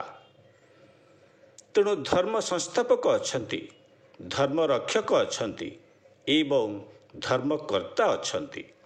ଜଣେ ତିନୋଟି ଭୂମିକା ବା ଦୁଇଟି ଭୂମିକା ବା କେବଳ ଗୋଟିଏ ଭୂମିକା ନିର୍ବାହ କରିପାରନ୍ତି। ସେମାନେ ଯେକୌଣସି ଭୂମିକା ନେବାକୁ ଚାହିଁବେ ତାହା ନେଇପାରିବେ। ଏହିପରି ଧର୍ମ ବଞ୍ଚି ରହିଛି। ଧର୍ମ ଏବେ 36 ବର୍ଷ ବିତାଇଛି। ତେଣୁ ଏହି ଲୋକମାନଙ୍କ ଯୋଗୁଁ ଏହା ବଞ୍ଚି ରହିଛି। ସେମାନେ ନାହାନ୍ତି ତ କୌଣସି ଧର୍ମ ନାହିଁ। ଦ୍ୱାଦଶ ପ୍ରଶ୍ନ, ପ୍ରିୟ ଶ୍ରୀ ଭଗବାନ, କ'ଣ ବଡ଼ ଈଶ୍ୱର ହେବା ସମ୍ଭବ? ଶ୍ରୀ ଭଗବାନଙ୍କ ଉତ୍ତର, ଆପଣଙ୍କର ପ୍ରଥମ ସତ୍ୟ ହେଉଛି ଛୋଟ ଈଶ୍ୱର ହେବା। ଆପଣ ବଡ଼ ଈଶ୍ୱର ହେବା ପାଇଁ ଏତେ ଆଗ୍ରହୀ କାହିଁକି? ଯାହା ହେଉ, ଆପଣ ବଡ଼ ଈଶ୍ୱର ହେବେ ନାହିଁ, କାରଣ ଆପଣ ପୂର୍ବରୁ ଜଣେ ବଡ଼ ଈଶ୍ୱର। ଆପଣଙ୍କୁ କେବଳ ଏହା ଉପଲବ୍ଧି କରିବାକୁ ପଡ଼ିବ। ଏପରି ନୁହେଁ ଯେ ଆପଣ ବଡ଼ ଈଶ୍ୱର ହୋଇଯିବେ। ଏହା ଈଶ୍ୱରୀୟ ଉପଲବ୍ଧି। ଆପଣଙ୍କୁ ଉପଲବ୍ଧି କରିବାକୁ ପଡ଼ିବ ଯେ ଆପଣ ଜଣେ ବଡ଼ ଈଶ୍ୱର। ଦେଖନ୍ତୁ, ଯଦି ଆପଣ ଜାଣିବାକୁ ଚାହାନ୍ତି ଯେ ମୁଁ କିଏ, ପ୍ରସିଦ୍ଧ ପ୍ରଶ୍ନ ମୁଁ କିଏ, ଏବଂ ଆପଣ ଖୋଜି ଚାଲିବେ ମୁଁ କିଏ, ମୁଁ କିଏ, ମୁଁ କିଏ। ଆପଣ ଜାଣନ୍ତି ଆପଣ କ'ଣ ଆବିଷ୍କାର କରିବେ? ଆପଣ ଆବିଷ୍କାର କରିବେ ଯେ ଆପଣ ସେହି ବଡ଼ ଈଶ୍ୱର।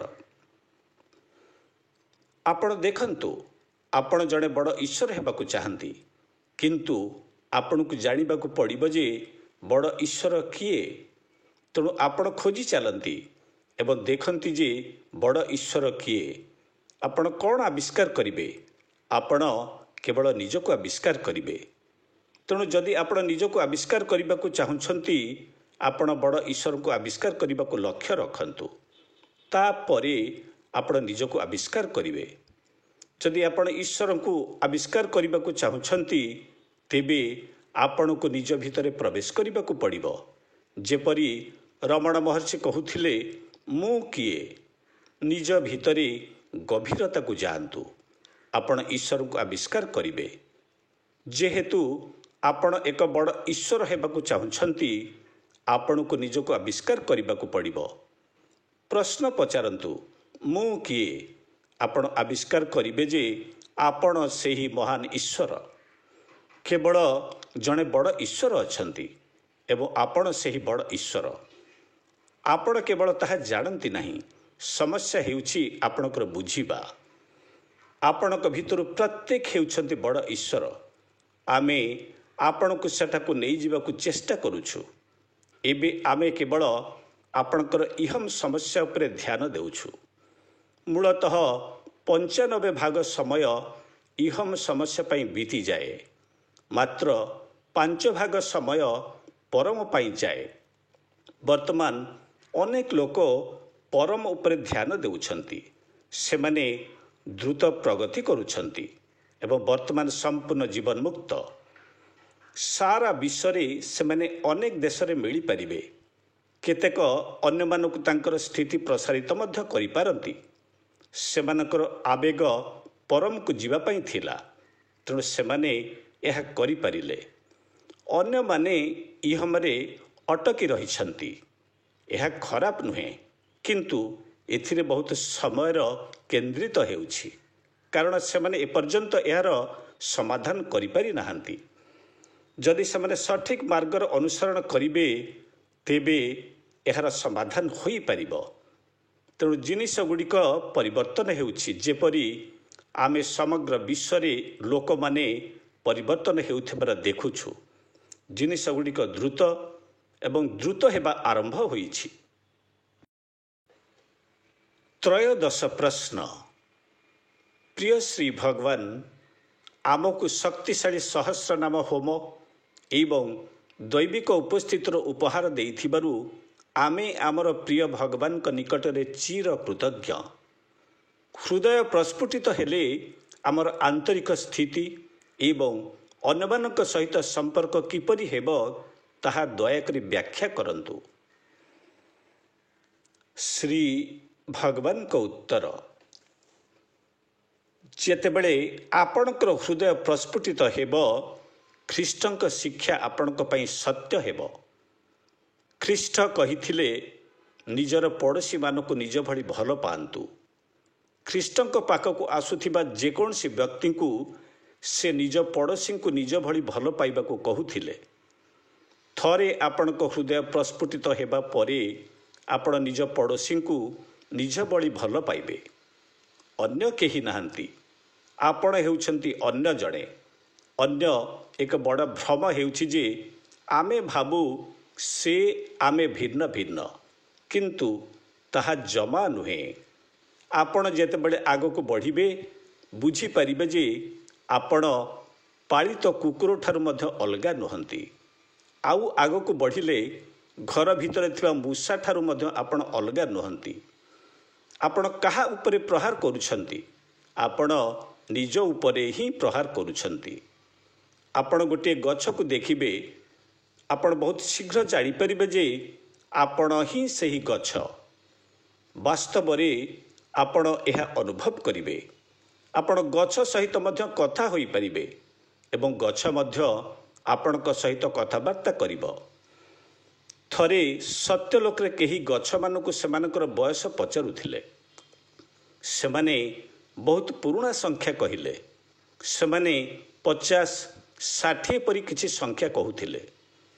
ଛୋଟ ଛୋଟ ଗଛ ସବୁ ଏତେ ପୁରୁଣା କେମିତି ହୋଇଥିବ? ତାପରେ ଆମେ ପ୍ରକୃତ ମାଲିକଙ୍କୁ ପଚାରିଲୁ। ସେ କହିଲେ, ହଁ, ସେମାନେ ସେତେ ପୁରୁଣା।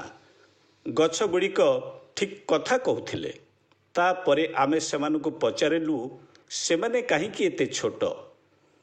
ଏହାର କାରଣ ହେଉଛି ସେଠାରେ ମୃତ୍ତିକା ଉର୍ବର ନୁହେଁ, ସେଥିପାଇଁ ସେମାନେ ବଡ଼ ହୋଇପାରିଲେ ନାହିଁ। ଏହା ବ୍ୟତୀତ ସେମାନେ ବଡ଼ ନ ହେବାର ଅନ୍ୟ ଏକ କାରଣ ପର୍ଯ୍ୟାପ୍ତ ଜଳର ଅଭାବ। ସେମାନେ ଠିକ୍ ଉତ୍ତର ଦେଇଥିଲେ।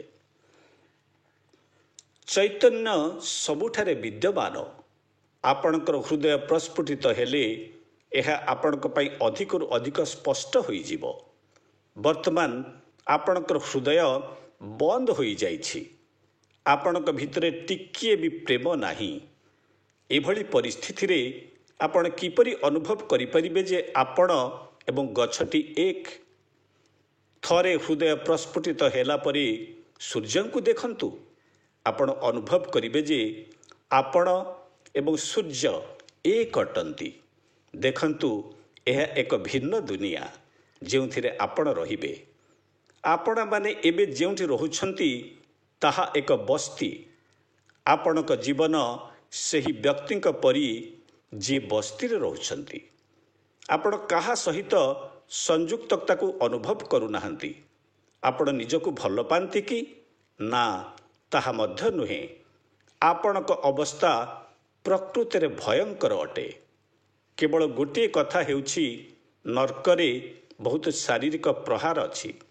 ଏଠାରେ ତାହା ନାହିଁ, ଯଦିଓ ଏହା ମଧ୍ୟ ଏକ ପ୍ରକାର ନର୍କ। ଚତୁର୍ଦ୍ଦଶ ପ୍ରଶ୍ନ। ପ୍ରିୟ ଶ୍ରୀ ଭଗବାନ, ଆମ ଧର୍ମର ମୁଖ୍ୟ ଲକ୍ଷ୍ୟ ହେଉଛି ମୁକ୍ତି। ତଥାପି ବଞ୍ଚିବାକୁ ଏବଂ ଟଙ୍କା ରୋଜଗାର କରିବାକୁ ଆମକୁ କାମ କରିବାକୁ ପଡ଼ିବ। ଯେତେବେଳେ ଆମେ କାମ କରୁ, ପରିବାର ସହିତ ରହୁ, ଆମେ ଆତ୍ମକୈନ୍ଦ୍ରିକ ହୋଇଯାଉ। ଜଣେ ବିବାହିତ ହେବା ମାତ୍ରେ ଆତ୍ମକୈନ୍ଦ୍ରିକ କିମ୍ବା ପରିବାର କୈନ୍ଦ୍ରିକ ଜିନିଷଗୁଡ଼ିକ ପ୍ରାଥମିକ ହୋଇଯାଏ। କିପରି ଏହି ଚକ୍ରରୁ ବାହାରି ମୁକ୍ତି ହାସଲ କରିହେବ? ଶ୍ରୀ ଭଗବାନଙ୍କ ଉତ୍ତର,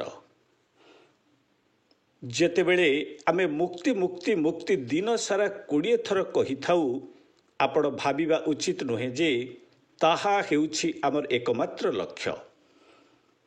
ଏହି ଧର୍ମରେ ଉଭୟ ଇହମ୍ ଏବଂ ପରମ ସନ୍ତୁଳିତ, କିନ୍ତୁ ପରମ ଏବଂ ମୁକ୍ତି ବିଷୟରେ ଆମେ ଅଧିକ କଥା କହୁ, କାରଣ ଆମେ ପୂର୍ବରୁ ଇହମ୍ ଆପଣଙ୍କ ମନରେ ଘର କରି ରହିଛି। ତେଣୁ ଆଉ ସେ ବିଷୟରେ କାହିଁକି କଥା ହେବା?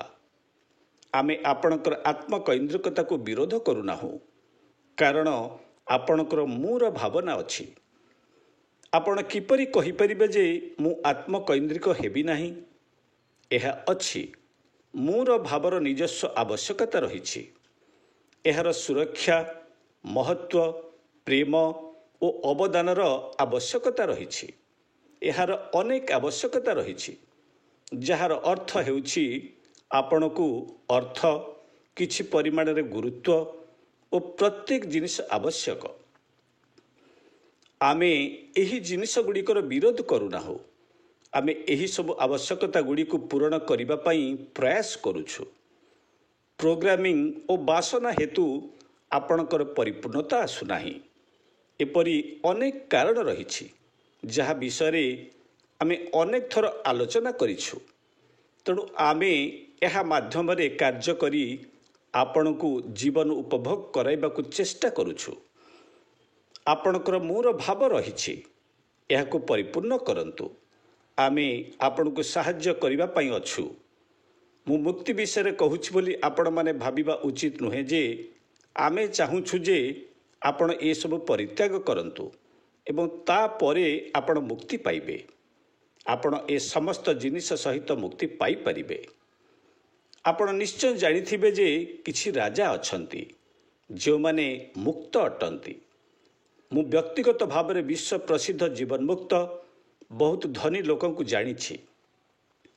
ମୁଁ ମଧ୍ୟ ଜୀବନମୁକ୍ତ ଲୋକଙ୍କୁ ଜାଣିଛି ଯେଉଁମାନେ ବିଶ୍ୱ ପ୍ରସିଦ୍ଧ ନୁହନ୍ତି, ମାତ୍ର ବେଶ ପ୍ରସିଦ୍ଧ, କିନ୍ତୁ ଭିକ୍ଷୁକ। ମୁଁ ମଧ୍ୟ ଧନୀ ଜୀବନମୁକ୍ତ ବ୍ୟକ୍ତି ଏବଂ ଭିକ୍ଷୁକଙ୍କୁ ପରସ୍ପର ସହିତ କଥାବାର୍ତ୍ତା ହେଉଥିବାର ଦେଖିଛି ଏବଂ ସେମାନେ ଥରେ ବି ଟଙ୍କା ବିଷୟରେ କଥାବାର୍ତ୍ତା କରିନଥିଲେ। ଜଣେ କେବଳ ବେଞ୍ଜ କାର୍ ଦ୍ୱାରା ଯାତ୍ରା କରୁଥିଲେ। ଆପଣ ତାଙ୍କୁ ଏକ ଆମ୍ବାସାଡର କାର୍ ଦେଖାଇଲେ ସେ କୁହନ୍ତି ଯେ ଏହା କେଉଁ ପ୍ରକାରର ଜନ୍ତୁ? ତାଙ୍କର ଟିପ୍ପଣୀ ଏହି ପ୍ରକାରର ଥିଲା, ଯଦି ଆପଣ ଆଣିପାରିବେ ମୋତେ ଏକ ବେଞ୍ଜ ବା ଏକ ପୋର୍ସଚର କାର୍ ଆଣିଦିଅନ୍ତୁ ବୋଲି ସେ କହୁଥିଲେ। ସେ ଏହିପରି ଥିଲେ। ଅନ୍ୟ ଜଣକ ମଧ୍ୟ ଚେନ୍ନାଇରେ ଏକ ଗଛ ତଳେ ରହୁଥିଲେ। ଗଛ ତଳେ ଦୁହେଁ ଭେଟିବା ସହିତ କଥାବାର୍ତ୍ତା ମଧ୍ୟ କରୁଥିଲେ। ତେଣୁ ଆପଣ ଭାବିବା ଉଚିତ ନୁହେଁ ଯେ ଆପଣ ନିଜ ପତ୍ନୀଙ୍କୁ, ସନ୍ତାନକୁ, ପରିବାରକୁ ଓ ସବୁ କିଛି ତ୍ୟାଗ କରି ଏକ ଭିକ୍ଷୁକ ହେବା ଉଚିତ। ତାପରେ ଆପଣ କଦାପି ମୁକ୍ତ ହୋଇପାରିବେ ନାହିଁ। ଆପଣ ଜଣେ ମୁକ୍ତ ହୋଇଯିବେ, ଏହାର ଅର୍ଥ ନୁହେଁ ଯେ ଏ ସବୁ କିଛି ଚାଲିଯିବ। ଆପଣ ଉନ୍ନତି କରିପାରନ୍ତି। ତେଣୁ ଦୟାକରି ଏ ବିଷୟରେ ସ୍ପଷ୍ଟ ହୁଅନ୍ତୁ। ଜୀବନମୁକ୍ତି ହେଉଛି ଯାହା ଆପଣ ପ୍ରାପ୍ତ କରନ୍ତି। ଏହା ଆପଣଙ୍କ ସହିତ ଘଟିବ। ମୁଁ ଇଟାଲୀର ଜଣେ ଭଦ୍ରଲୋକଙ୍କୁ ଜାଣେ। ସେ ଚା ପିଉଥିଲେ। ଯେତେବେଳେ ସେ ସେହି ଚା ପିଉଥିଲେ, ସେ ଜୀବନମୁକ୍ତ ହୋଇଗଲେ। ସେ ଗୋଟିଏ କପ୍ ଚା ପିଇବା ବ୍ୟତୀତ ଆଉ କିଛି କରିନାହାନ୍ତି। ଅନେକ ସନ୍ନ୍ୟାସୀ ମୋ ପାଖକୁ ଆସିଛନ୍ତି ଏବଂ ସାଧୁମାନେ ମୋ ପାଖକୁ ଆସିଛନ୍ତି, ଯେଉଁମାନେ ବର୍ଷ ବର୍ଷ ଧରି ତପସ୍ୟା କରି ଆସିଛନ୍ତି ଏବଂ କୌଣସି ପ୍ରକାରେ ଜୀବନମୁକ୍ତିର ନିକଟତର ହୋଇନାହାନ୍ତି, କିନ୍ତୁ ସେମାନଙ୍କ ପାଖରେ କିଛି ସିଦ୍ଧି ଅଛି। ତେଣୁ ଜୀବନମୁକ୍ତି ହେଉଛି ଆପଣଙ୍କୁ ଦିଆଯାଉଥିବା ଏକ ବରଦାନ। ଆପଣ ସେଠାରେ ପହଞ୍ଚି ପାରିବେ ନାହିଁ। ଅନେକ ଲୋକ ସେଠାରେ ପହଞ୍ଚିଲେ ଯେତେବେଳେ ସେମାନେ ସେମାନଙ୍କର ସମସ୍ତ ସାଧନା ତ୍ୟାଗ କଲେ। ଏହା ସେମାନଙ୍କ ସହ ଘଟିଲା। ତାହା ହିଁ ଆମେ ଆପଣଙ୍କୁ କହି ଆସୁଛୁ। ମୁକ୍ତି ଏକ ଘଟଣା। ଆପଣ ଇହମ୍ ଉପରେ ଧ୍ୟାନ ଦିଅନ୍ତୁ, ସମୟ ଆସିଲେ ଏହା ଘଟିବ। ଅନ୍ୟ ପକ୍ଷରେ ଯେଉଁମାନେ ଇହମ୍ ଉପରେ ସମ୍ପୂର୍ଣ୍ଣ ଧ୍ୟାନ ଦେଉଥିଲେ ଏବଂ କଠିନ ପରିଶ୍ରମ କରୁଥିଲେ, ସବୁକିଛି କରୁଥିଲେ ଏବଂ ଜୀବନକୁ ଉପଭୋଗ କରୁଥିଲେ, ସେମାନେ ମୁକ୍ତ ହୋଇଗଲେ। ଆପଣ ଭାବୁଥିବେ ଯେ ସେମାନେ କେଉଁଠି ବସି କିଛି କରିଥିବେ? ନା, ଜମା ନୁହେଁ। ସେମାନେ ଜୀବନକୁ ସମ୍ପୂର୍ଣ୍ଣ ଭାବରେ ଉପଭୋଗ କରୁଥିଲେ। ହଠାତ୍ ଗୋଟିଏ ମୁହୂର୍ତ୍ତରେ ସବୁ ଶେଷ ହୋଇଗଲା। ସେମାନେ ସବୁକିଛି ଏକ ଭ୍ରମ ପରି ଦେଖିପାରିଲେ ଏବଂ ସେମାନେ ଜୀବନମୁକ୍ତ ହୋଇଗଲେ। ଏହା ସେମାନଙ୍କ ସହିତ ଘଟିଥିଲା। ଦେଖନ୍ତୁ, ଏହା ଏକ ନ୍ୟୁରୋବାୟୋଲୋଜିକାଲ ପରିବର୍ତ୍ତନ। ଆପଣ ଜାଣନ୍ତି ଏହା ନିଶ୍ଚୟ ଘଟିବ। ଆପଣ ନିଜ ମସ୍ତିଷ୍କ ସହିତ କ'ଣ କରିପାରିବେ? ଆପଣ ଶ୍ୱାସକ୍ରିୟା ପରି କିଛି କରିପାରିବେ, କିନ୍ତୁ ତାହା ପର୍ଯ୍ୟାପ୍ତ ନୁହେଁ। ଏଥିପାଇଁ ମସ୍ତିଷ୍କରେ ଏକ ଗଭୀର ପରିବର୍ତ୍ତନ ଆବଶ୍ୟକ। ସେଥିପାଇଁ ଦୟାକରି ଇହମ୍ରେ ଆଗକୁ ବଢ଼ନ୍ତୁ। ଆପଣ କିଛି କରି ସେଠାରେ ପହଞ୍ଚି ପାରିବେ ନାହିଁ। ରମଣ ସେଠାରେ ପହଞ୍ଚିବାକୁ ଚେଷ୍ଟା କରିଥିଲେ କି? ଏହା ତାଙ୍କ ସହିତ ଘଟିଥିଲା। ଏହା ପରେ ସେ ଯାହା କରିଥିଲେ ତାହା ତାଙ୍କ ଦ୍ୱାରା ହିଁ କରାଯାଇଥିଲା। ରମଣଙ୍କ ବିଷୟରେ ମୁଖ୍ୟ କଥା ହେଉଛି ଜଣେ ବହୁତ ମହାନ ଶିବ ଯୋଗୀ, ଯିଏ ପ୍ରକୃତରେ ତିରୁବନାମଲାଇ ପାହାଡ଼ ତଳେ ରହିଥିଲେ। ସେ ଆସି ତାଙ୍କୁ ଅଧିଗ୍ରହଣ କରିଥିଲେ। ଏହା ତାଙ୍କ ପାଇଁ ପ୍ରକ୍ରିୟା ଥିଲା। ସେ କିଛି କରିନଥିଲେ, ଏହା ଘଟିଥିଲା। ଆପଣ ଜୟ କୃଷ୍ଣମୂର୍ତ୍ତିଙ୍କୁ ନିଅନ୍ତୁ। ମୈତ୍ରୀ ତାଙ୍କୁ ଅଧିଗ୍ରହଣ କରିଥିଲେ। ତେଣୁ ଏହିପରି ଘଟଣା ଘଟିଥିଲା। ସମସ୍ତଙ୍କ ପାଇଁ ସମାନ ଜିନିଷ ଘଟେ ନାହିଁ। ଏପରିକି ବୁଦ୍ଧଙ୍କ ଆଖି ସାମ୍ନାରେ ଏକ ପ୍ରକାଶ ବିନ୍ଦୁ ଥିଲା। ଏହା ତାଙ୍କ ଭିତରେ ପ୍ରବେଶ କଲା ଏବଂ ସେ ଜୀବନମୁକ୍ତ ହେଲେ। ଅବଶ୍ୟ ବୌଦ୍ଧ ଧର୍ମ ଗ୍ରନ୍ଥଗୁଡ଼ିକରେ ଏହାର ବିବରଣୀ ନାହିଁ। ତେଣୁ ଆପଣ ମୁକ୍ତି ପାଇଁ ଚେଷ୍ଟା କରିବା ଅର୍ଥହୀନ। ଆମେ ଆପଣଙ୍କୁ ପ୍ରସ୍ତୁତ କରୁଛୁ। ଆଶା କରୁଛୁ ଯେ ଏହା ଆପଣଙ୍କ ସହିତ ଘଟିବ। ଆମେ ଜଣେ ବ୍ୟକ୍ତିଙ୍କୁ ଜାଣିଛୁ ଯାହାଙ୍କର ନାମ ହେଉଛି ତିଲଗୁନ୍। ସେ ମୁରୁଜ ଗୁଣ୍ଡ ବିକ୍ରି କରନ୍ତି ଏବଂ ସେଥିରୁ କିଛି ରୋଜଗାର କରନ୍ତି। ଅନେକ ଥର ମୁଁ ତାଙ୍କୁ ବ୍ୟକ୍ତିଗତ ଦର୍ଶନ ପାଇଁ ଅନୁମତି ଦେଇଛି, ମାତ୍ର ସେ ଏଥିରେ ରାଜି ହୁଅନ୍ତି ନାହିଁ। ସେ କୁହନ୍ତି, ମୁଁ ମୋର ନିଜର ଅର୍ଥରେ ଦର୍ଶନ କରିବି, ମୁଁ ସେହିପରି ଆସିବି ନାହିଁ।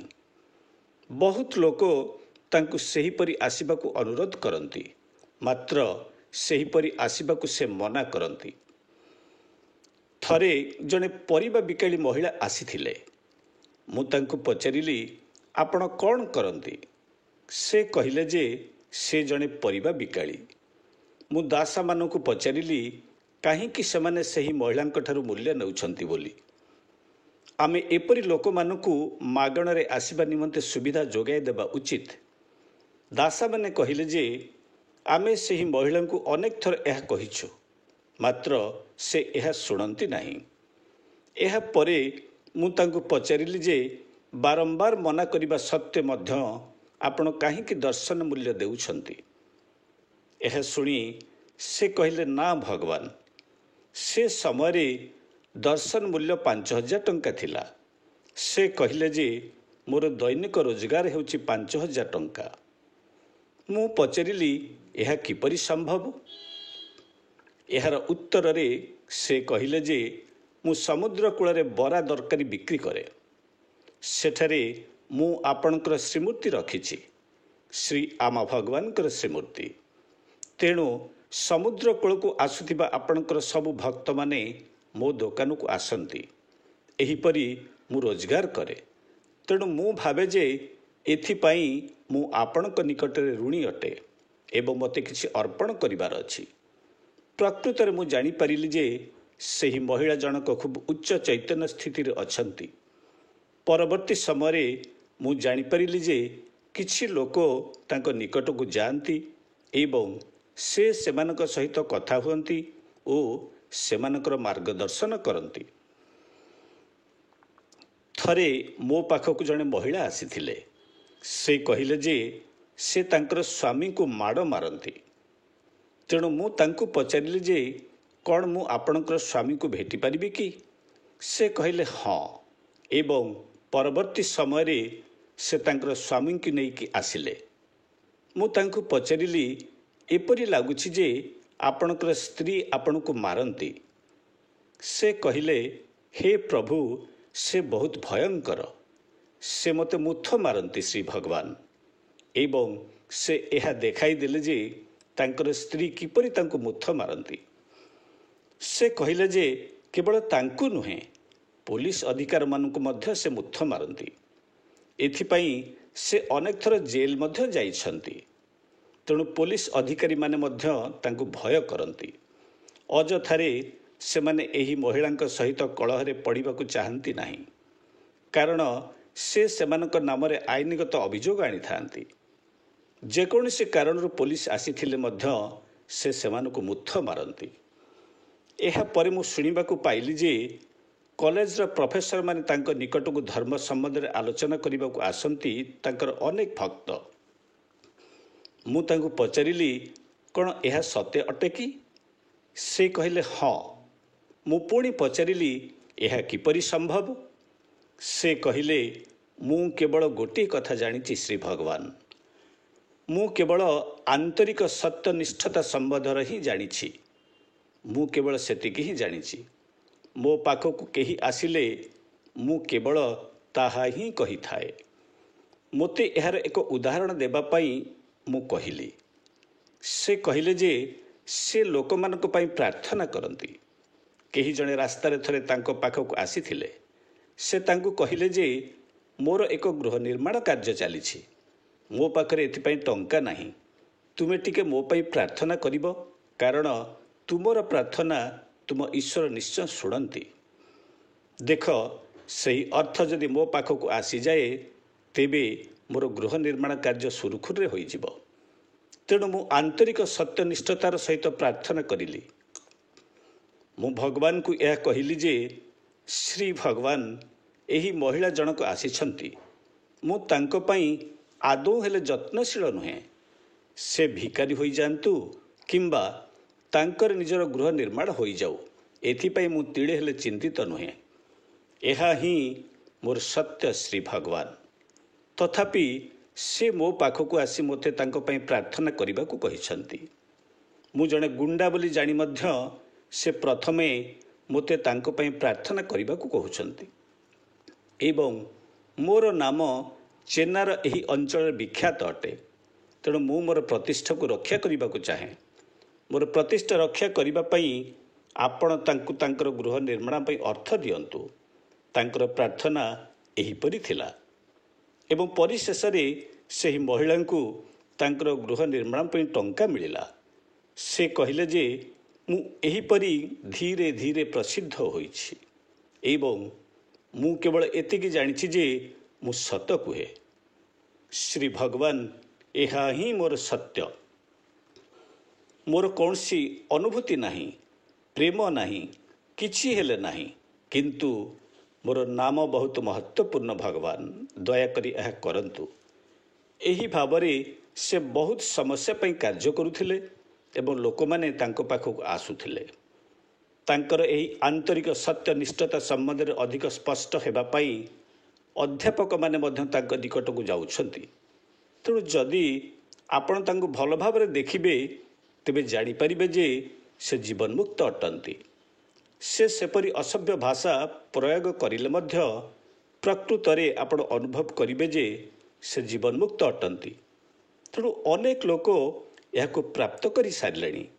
ଏହା ସେମାନଙ୍କ ନିକଟକୁ ଆସିଛି। ପଞ୍ଚଦଶ ପ୍ରଶ୍ନ। ପ୍ରିୟ ଶ୍ରୀ ଭଗବାନ, ମୁଁ ଜିଆନ୍ସ ଆଇ ଫାଉଣ୍ଡେସନର ପ୍ରତିଷ୍ଠାତା ଏବଂ ଅଧ୍ୟକ୍ଷ ଅଟେ।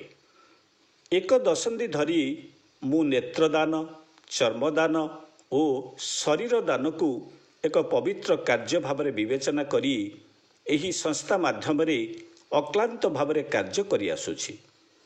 ଭଗବାନ, ଏହାକୁ ଜାରି କରି ମୁଁ ସଠିକ୍ କାର୍ଯ୍ୟ କରୁଛି କି? ଦୟାକରି ମୋତେ ଶିକ୍ଷା ପ୍ରଦାନ କରନ୍ତୁ ଏବଂ ମୋର ମାର୍ଗଦର୍ଶନ କରନ୍ତୁ। ଶ୍ରୀ ଭଗବାନଙ୍କ ଉତ୍ତର। ଆପଣ ଜଣେ ମହାନ ବ୍ୟକ୍ତି ଅଟନ୍ତି। ତେଣୁ ଆପଣ ଏଥିପାଇଁ ଏହି ଭୂଖଣ୍ଡ ଏବଂ ଅନ୍ୟ ଉଚ୍ଚତର ଲୋକରେ ମଧ୍ୟ ପୁରସ୍କୃତ ହେବେ। ତେଣୁ ଆପଣ ଯେଉଁଠାରେ ବି ଯେବେ ବି ଲୋକମାନଙ୍କୁ ସାହାଯ୍ୟ କରିଛନ୍ତି ସେହି ସବୁ ସଠିକ୍ ଭାବରେ ରେକର୍ଡ଼ ହୋଇଅଛି। ସେହି ସମସ୍ତ ମାମଲା ପଢ଼ାଯିବ ଏବଂ ଆପଣ ପୁରସ୍କୃତ ମଧ୍ୟ ହେବେ। ଅନ୍ୟ ଲୋକରେ ମଧ୍ୟ ଆପଣ ଏହାର ପୁରସ୍କାର ପାଇବେ। ତେଣୁ ଏହା ଜାରି ରଖନ୍ତୁ। ଆପଣଙ୍କୁ ବହୁତ ବହୁତ ଆଶୀର୍ବାଦ। 16 ପ୍ରଶ୍ନ। ପ୍ରିୟ ଶ୍ରୀ ଭଗବାନ, ଯଦିଓ ଆମେ ସଚେତନତାର ସହିତ ଉଦ୍ୟମ କରୁ ତଥାପି ଆମର ଅଚେତନରେ ଭରିଥିବା ନକାରାତ୍ମକ ପ୍ରୋଗ୍ରାମ ଯୋଗୁଁ ଆମେ ଆମର ଆବଶ୍ୟକ ସମୟରେ ବିଫଳ ହେଉ। ଏହି ନକାରାତ୍ମକ ପ୍ରୋଗ୍ରାମ ଗୁଡ଼ିକ ବିଷୟରେ ଆମେ କିପରି ସଚେତନ ହେବୁ ଏବଂ ସଫଳତା ଓ ଅଭିବୃଦ୍ଧି ପାଇଁ ନିଜକୁ କିପରି ପ୍ରୋଗ୍ରାମ କରିପାରିବୁ, ଏଥିପାଇଁ ଆପଣ ଦୟାକରି ଆମର ମାର୍ଗଦର୍ଶନ କରନ୍ତୁ। ଶ୍ରୀ ଭଗବାନଙ୍କ ଉତ୍ତର। ଆପଣ ଆମ ଭଗବାନଙ୍କ ସହିତ ଏକ ସୁଦୃଢ଼ ବନ୍ଧନ ଗଠନ କରନ୍ତୁ। ଏହାପରେ ଯାହା ବି ଆସିବ ଆମେ ଆପଣଙ୍କୁ ସାହାଯ୍ୟ କରିବୁ। ଏପରିକି ଆପଣଙ୍କ ମୁଣ୍ଡରେ ଏକ ବୋମା ବି ପଡ଼ିବ, ଆପଣ ସେ ବୋମାକୁ ଧରିପାରିବେ। ଏକ ବନ୍ଧନ ସ୍ଥାପନ କରନ୍ତୁ। ଏହା ହିଁ ସମାଧାନ। ଏହା ଅତି ସରଳ ଜିନିଷ ଅଟେ, କିନ୍ତୁ ଆପଣ କେବେ ବି ଏହାକୁ ନିଜ ଉପରେ ପ୍ରୟୋଗ କରିବା ଉଚିତ ନୁହେଁ। ଏହା ବିଷୟରେ ଚିନ୍ତା କରନ୍ତୁ ନାହିଁ। 17 ପ୍ରଶ୍ନ। ପ୍ରିୟ ଶ୍ରୀ ଭଗବାନ, ମୁଁ ନିଜକୁ କିପରି ଗ୍ରହଣ କରିବି? ଶ୍ରୀ ଭଗବାନଙ୍କ ଉତ୍ତର। ଏଠାରେ ପୁଣି ଥରେ ସମାନ କଥା। ଆପଣଙ୍କୁ ଏହି ସତ୍ୟ ସହିତ ରହିବାକୁ ପଡ଼ିବ ଯେ ଆପଣ ଯେକୌଣସି କାରଣରୁ ନିଜକୁ ଗ୍ରହଣ କରିପାରୁନାହାନ୍ତି। ଏବେ କାରଣ ଦେବା ବନ୍ଦ କରନ୍ତୁ, କିନ୍ତୁ ଏହି ସତ୍ୟକୁ ଦେଖନ୍ତୁ ଯେ ଆପଣ ନିଜକୁ ଗ୍ରହଣ କରିପାରୁନାହାନ୍ତି। କେବଳ ଏତିକି ଆପଣଙ୍କୁ କରିବାକୁ ପଡ଼ିବ। ବାକି ସବୁ ଆପେ ଆପେ ହେବ। ଆପଣ କିଛି ଖେଳ କିମ୍ବା ନିଜକୁ ଗ୍ରହଣ କରିବାର କିଛି କୌଶଳ ଚେଷ୍ଟା କରନ୍ତୁ। ଏହା କାମ କରିବ ନାହିଁ। ଏହା ଉପର ସ୍ତରରେ କାମ କରିବ। ଗଭୀରତାରେ ଯଦି ଆପଣ ପରିବର୍ତ୍ତିତ ହେବାକୁ ଚାହାନ୍ତି ତେବେ କେବଳ ସତ୍ୟକୁ ଗ୍ରହଣ କରନ୍ତୁ। ମୁଁ ନିଜକୁ ଗ୍ରହଣ କରିପାରୁନି, କେବଳ ସେଠାରେ ରୁହନ୍ତୁ। ଏହା ବହୁତ ସୂକ୍ଷ୍ମ ଭାବରେ ଏବଂ ଯତ୍ନର ସହିତ କରନ୍ତୁ। ତାପରେ ଯାଦୁ ଦେଖନ୍ତୁ। ଶେଷ ପ୍ରଶ୍ନ। ପ୍ରିୟ ଶ୍ରୀ ଭଗବାନ, ଗତ ମୁକ୍ତିମୋକ୍ଷ ଦର୍ଶନରେ ଶ୍ରୀ ଭଗବାନ କହିଥିଲେ ଯେ ପରମ ଜ୍ୟୋତି ଭଗବତୀ ଭଗବାନ, ଆମା ଭଗବାନ ଏବଂ କଳ୍କିଙ୍କୁ ପ୍ରାର୍ଥନା କରିବାର ଉପାୟ ଭିନ୍ନ ଭିନ୍ନ ହେବ। ଭଗବାନ ଦୟାକରି ଏହା ଉପରେ ଅଧିକ ଆଲୋକପାତ କରିବେ କି? ଆମେ କିପରି ପରମ ଜ୍ୟୋତି ଭଗବତୀ ଭଗବାନ, ଆମା ଭଗବାନ ଏବଂ କଳ୍କିଙ୍କୁ ପ୍ରାର୍ଥନା କରିପାରିବୁ? ଶ୍ରୀ ଭଗବାନଙ୍କ ଉତ୍ତର। ଯଦି ଆପଣ ଆମା ଭଗବାନଙ୍କ ସହିତ ସଂଯୁକ୍ତ ହେଉଛନ୍ତି, ଆପଣ ତାଙ୍କ ସହିତ ଜଣେ ବନ୍ଧୁ ପରି ସଂଯୁକ୍ତ ହେବା ଉଚିତ। ଆମେ ଆପଣଙ୍କର ମିତ୍ର ହେବା ଉଚିତ। ଆପଣ ଆମ ସହିତ ବନ୍ଧୁ ପରି କଥା ହେବା ଦରକାର।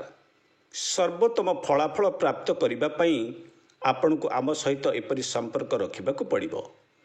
କିନ୍ତୁ ଗୋଟିଏ କଥା, ଏଠାରେ ଆପଣଙ୍କୁ ପରମ ଜ୍ୟୋତି ଆମା ଭଗବାନ କହିବାକୁ ହେବ ଏବଂ ବନ୍ଧୁ ପରି ସମ୍ପର୍କ ରଖିବାକୁ ହେବ। କିନ୍ତୁ ଯଦି ଆପଣ ପରମ ଜ୍ୟୋତି ଭଗବତୀ ଭଗବାନଙ୍କ ସହିତ କଥା ହେଉଛନ୍ତି ତେବେ ଆପଣଙ୍କୁ ସେମାନଙ୍କ ସହିତ ପିତାମାତାଙ୍କ ପରି ସମ୍ପର୍କ ରଖିବାକୁ ହେବ। ସେମାନେ ଆପଣଙ୍କ ପିତାମାତା।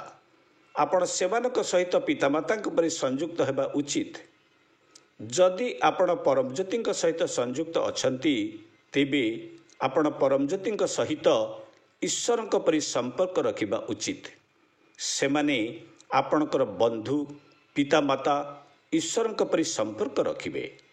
ଆପଣଙ୍କର ତାଙ୍କ ସହିତ ଦୃଢ଼ ସମ୍ପର୍କ ରହିବା ଉଚିତ। ଆପଣ ନିଶ୍ଚିତ ଭାବରେ ପ୍ରାର୍ଥନା କରିବା ଉଚିତ। ଯେତେବେଳେ ଆପଣ କୌଣସି ବ୍ୟକ୍ତିଗତ ଜିନିଷ ପାଇଁ ପ୍ରାର୍ଥନା କରୁଛନ୍ତି, ଅର୍ଥାତ୍ ମୁଁ ସେତିକି ଟଙ୍କା ଚାହୁଁଛି, ମୁଁ ସେହିପରି ଗାଡ଼ି ଚାହୁଁଛି, ସେହିଭଳି ବଙ୍ଗଳା ଚାହୁଁଛି, ମୁଁ ସେମିତି ପୁଅ ଚାହୁଁଛି, ଏମିତି ଝିଅ ଚାହୁଁଛି, ଏଇଟା ଚାହୁଁଛି, ସେହିଟା ଚାହୁଁଛି ଇତ୍ୟାଦି। ଏହି ସମସ୍ତ ପ୍ରକାରର ଜିନିଷ ପାଇଁ ଆମା ଭଗବାନଙ୍କୁ ପ୍ରାର୍ଥନା କରିବା ଉଚିତ। ଏହି ସମସ୍ତ ପ୍ରକାରର ସାଧାରଣ ସାଂସାରିକ ଜିନିଷ ବିଷୟରେ ଆପଣଙ୍କୁ ନିଶ୍ଚିତ ଭାବରେ ଆମ ଭଗବାନଙ୍କ ସହିତ କଥା ହେବା ଦରକାର। କାରଣ ଆପଣ ଜାଣିଛନ୍ତି ସେମାନେ ଆପଣଙ୍କ ମିତ୍ର। ଆପଣ କହିପାରିବେ ମୋତେ ତାହା ଦରକାର। ଆପଣ ପରମ ଜ୍ୟୋତିଙ୍କୁ ଅଳିଆ ମାଗିବା ଉଚିତ କି? ପରମ ଜ୍ୟୋତିଙ୍କ ପାଇଁ ଏସବୁ ଅଳିଆ ବୋଲି ବିବେଚନା କରାଯାଏ। ତେଣୁ ଆପଣ ପରମ ଜ୍ୟୋତିଙ୍କୁ ଏହା ମାଗିବା ଉଚିତ ନୁହେଁ। ଆପଣ ଏହାକୁ ଆମ ଭଗବାନଙ୍କୁ ମାଗିବା ଉଚିତ। ମନେ କରନ୍ତୁ ଆପଣ ଅନ୍ୟମାନଙ୍କ ପାଇଁ ପ୍ରାର୍ଥନା କରୁଛନ୍ତି। ଯେପରି ମୋର ପଡ଼ୋଶୀ ଅସୁସ୍ଥ ଅଛନ୍ତି, ମୋର ବନ୍ଧୁ ଅନ୍ୟମାନଙ୍କ ପାଇଁ ବ୍ୟବସାୟରେ ତାଙ୍କର ଟଙ୍କା ହରାଇଛନ୍ତି। ଏଠାରେ ଆପଣ ପରମଜ୍ୟୋତି ଭଗବତୀ ଭଗବାନଙ୍କୁ ପ୍ରାର୍ଥନା କରିବା ଉଚିତ। ପୁଣି ଯଦି ଆପଣ କିଛି ବଡ଼ ପ୍ରାର୍ଥନା କରିବାକୁ ଯାଉଛନ୍ତି, ଯେପରିକି ବହୁତ ବଡ଼ ସଂଖ୍ୟକ ଲୋକ କିମ୍ବା ଅନ୍ୟ କିଛି ବଡ଼ ଉଦ୍ଦେଶ୍ୟ ପାଇଁ, ତେବେ ଆପଣଙ୍କୁ ପରମଜ୍ୟୋତିଙ୍କ ନିକଟକୁ ଯିବା ଉଚିତ। ଧରନ୍ତୁ କୌଣସି ସ୍ଥାନରେ ମହାମାରୀ ବ୍ୟାପିଛି ଏବଂ ଆପଣ ଯଦି ସେଥିପାଇଁ ପ୍ରାର୍ଥନା କରିବାକୁ ଚାହୁଁଛନ୍ତି, ତେବେ ଆପଣଙ୍କୁ ପରମ ଜ୍ୟୋତିଙ୍କୁ ପ୍ରାର୍ଥନା କରିବାକୁ ହେବ।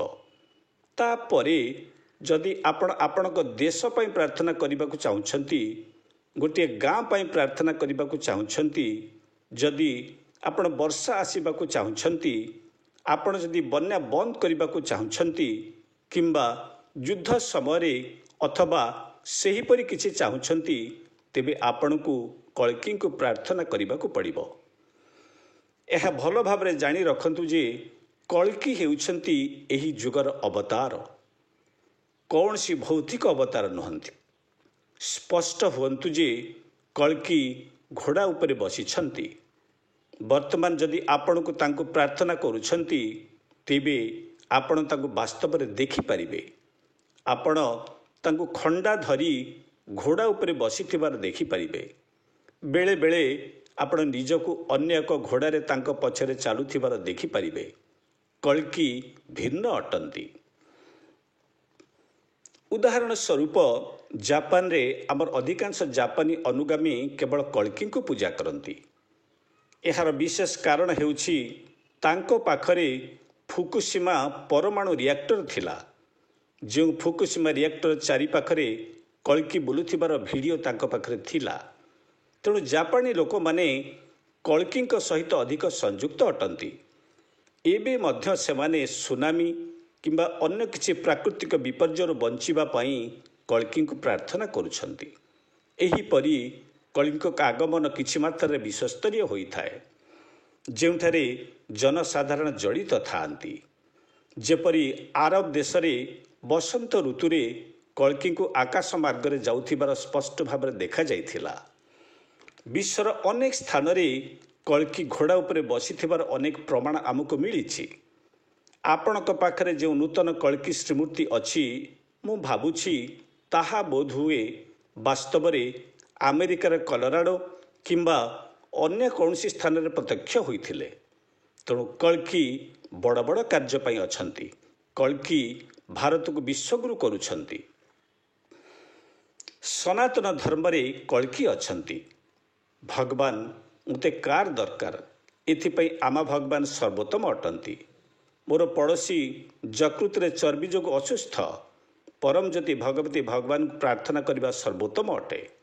କିମ୍ବା ସରଳ ଭାବରେ କହିଲେ, ମୁଁ ମୁକ୍ତି ଚାହୁଁଛି, ପରମଜ୍ୟୋତିଙ୍କ ନିକଟକୁ ଯାଆନ୍ତୁ। ମାତ୍ର ଏପରି ନୁହେଁ ଯେ ଆପଣଙ୍କୁ କେବଳ ଏହା ହିଁ କରିବା ଦରକାର, ସବୁକିଛି କାର୍ଯ୍ୟ କରିବ। କିନ୍ତୁ ଶୀଘ୍ର ଏବଂ ତ୍ୱରିତ ଫଳାଫଳ ପାଇବାର ଏହା ହିଁ ଉପାୟ। ଯଦି ଆପଣଙ୍କର ପ୍ରବଳ ସନ୍ଦେହ ଅଛି, ଆପଣ କଳ୍କୀଙ୍କୁ ପ୍ରାର୍ଥନା କରିବା ଉଚିତ। ତେଣୁ କଳ୍କୀ ବାସ୍ତବରେ କିଛି ଭିନ୍ନ ଅଟନ୍ତି। କଳ୍କୀ ହେଉଛନ୍ତି ସିଏ ଯିଏ ଭାରତକୁ ବିଶ୍ୱଗୁରୁ କରିବାକୁ ଯାଉଛନ୍ତି। କଳ୍କୀ ଏବଂ ଉର୍ଜା ବିନ୍ଦୁ ସଂଯୁକ୍ତ ଅଛନ୍ତି। ତେଣୁ ଭାରତ ଉଡ଼ିବାକୁ ଯାଉଛି। ଏହା ଆପଣ ଦେଖିବେ ଯେକୌଣସି ଜିନିଷ ପରି ସନାତନ ଧର୍ମର ଉତ୍ଥାନ ହେବାକୁ ଯାଉଛି, ଯାହାକୁ ଆପଣମାନେ ବିଶ୍ୱାସ କରିପାରିବେ ନାହିଁ। ପୂର୍ବରୁ ହିଁ ଏହାର ଉତ୍ଥାନ ହୋଇସାରନ୍ତାଣି, କିନ୍ତୁ ଯେତେବେଳେ ଏହାର ଉତ୍ଥାନ ହେବାକୁ ଯାଉଛି, ଲୋକମାନେ ଭାରତ ଏବଂ ସନାତନ ଧର୍ମକୁ ନଷ୍ଟ କରିବାକୁ ଚେଷ୍ଟା କରୁଛନ୍ତି, କିନ୍ତୁ ତାହା ସବୁ ବିଫଳ ହେବ। ଆମେ ଗୋଟିଏ ବିଶାଳ ଭାବରେ ଏହାର ଉତ୍ଥାନ ଚାହୁଁଛୁ, ଯାହା ଅକଳ୍ପନୀୟ ଅଟେ।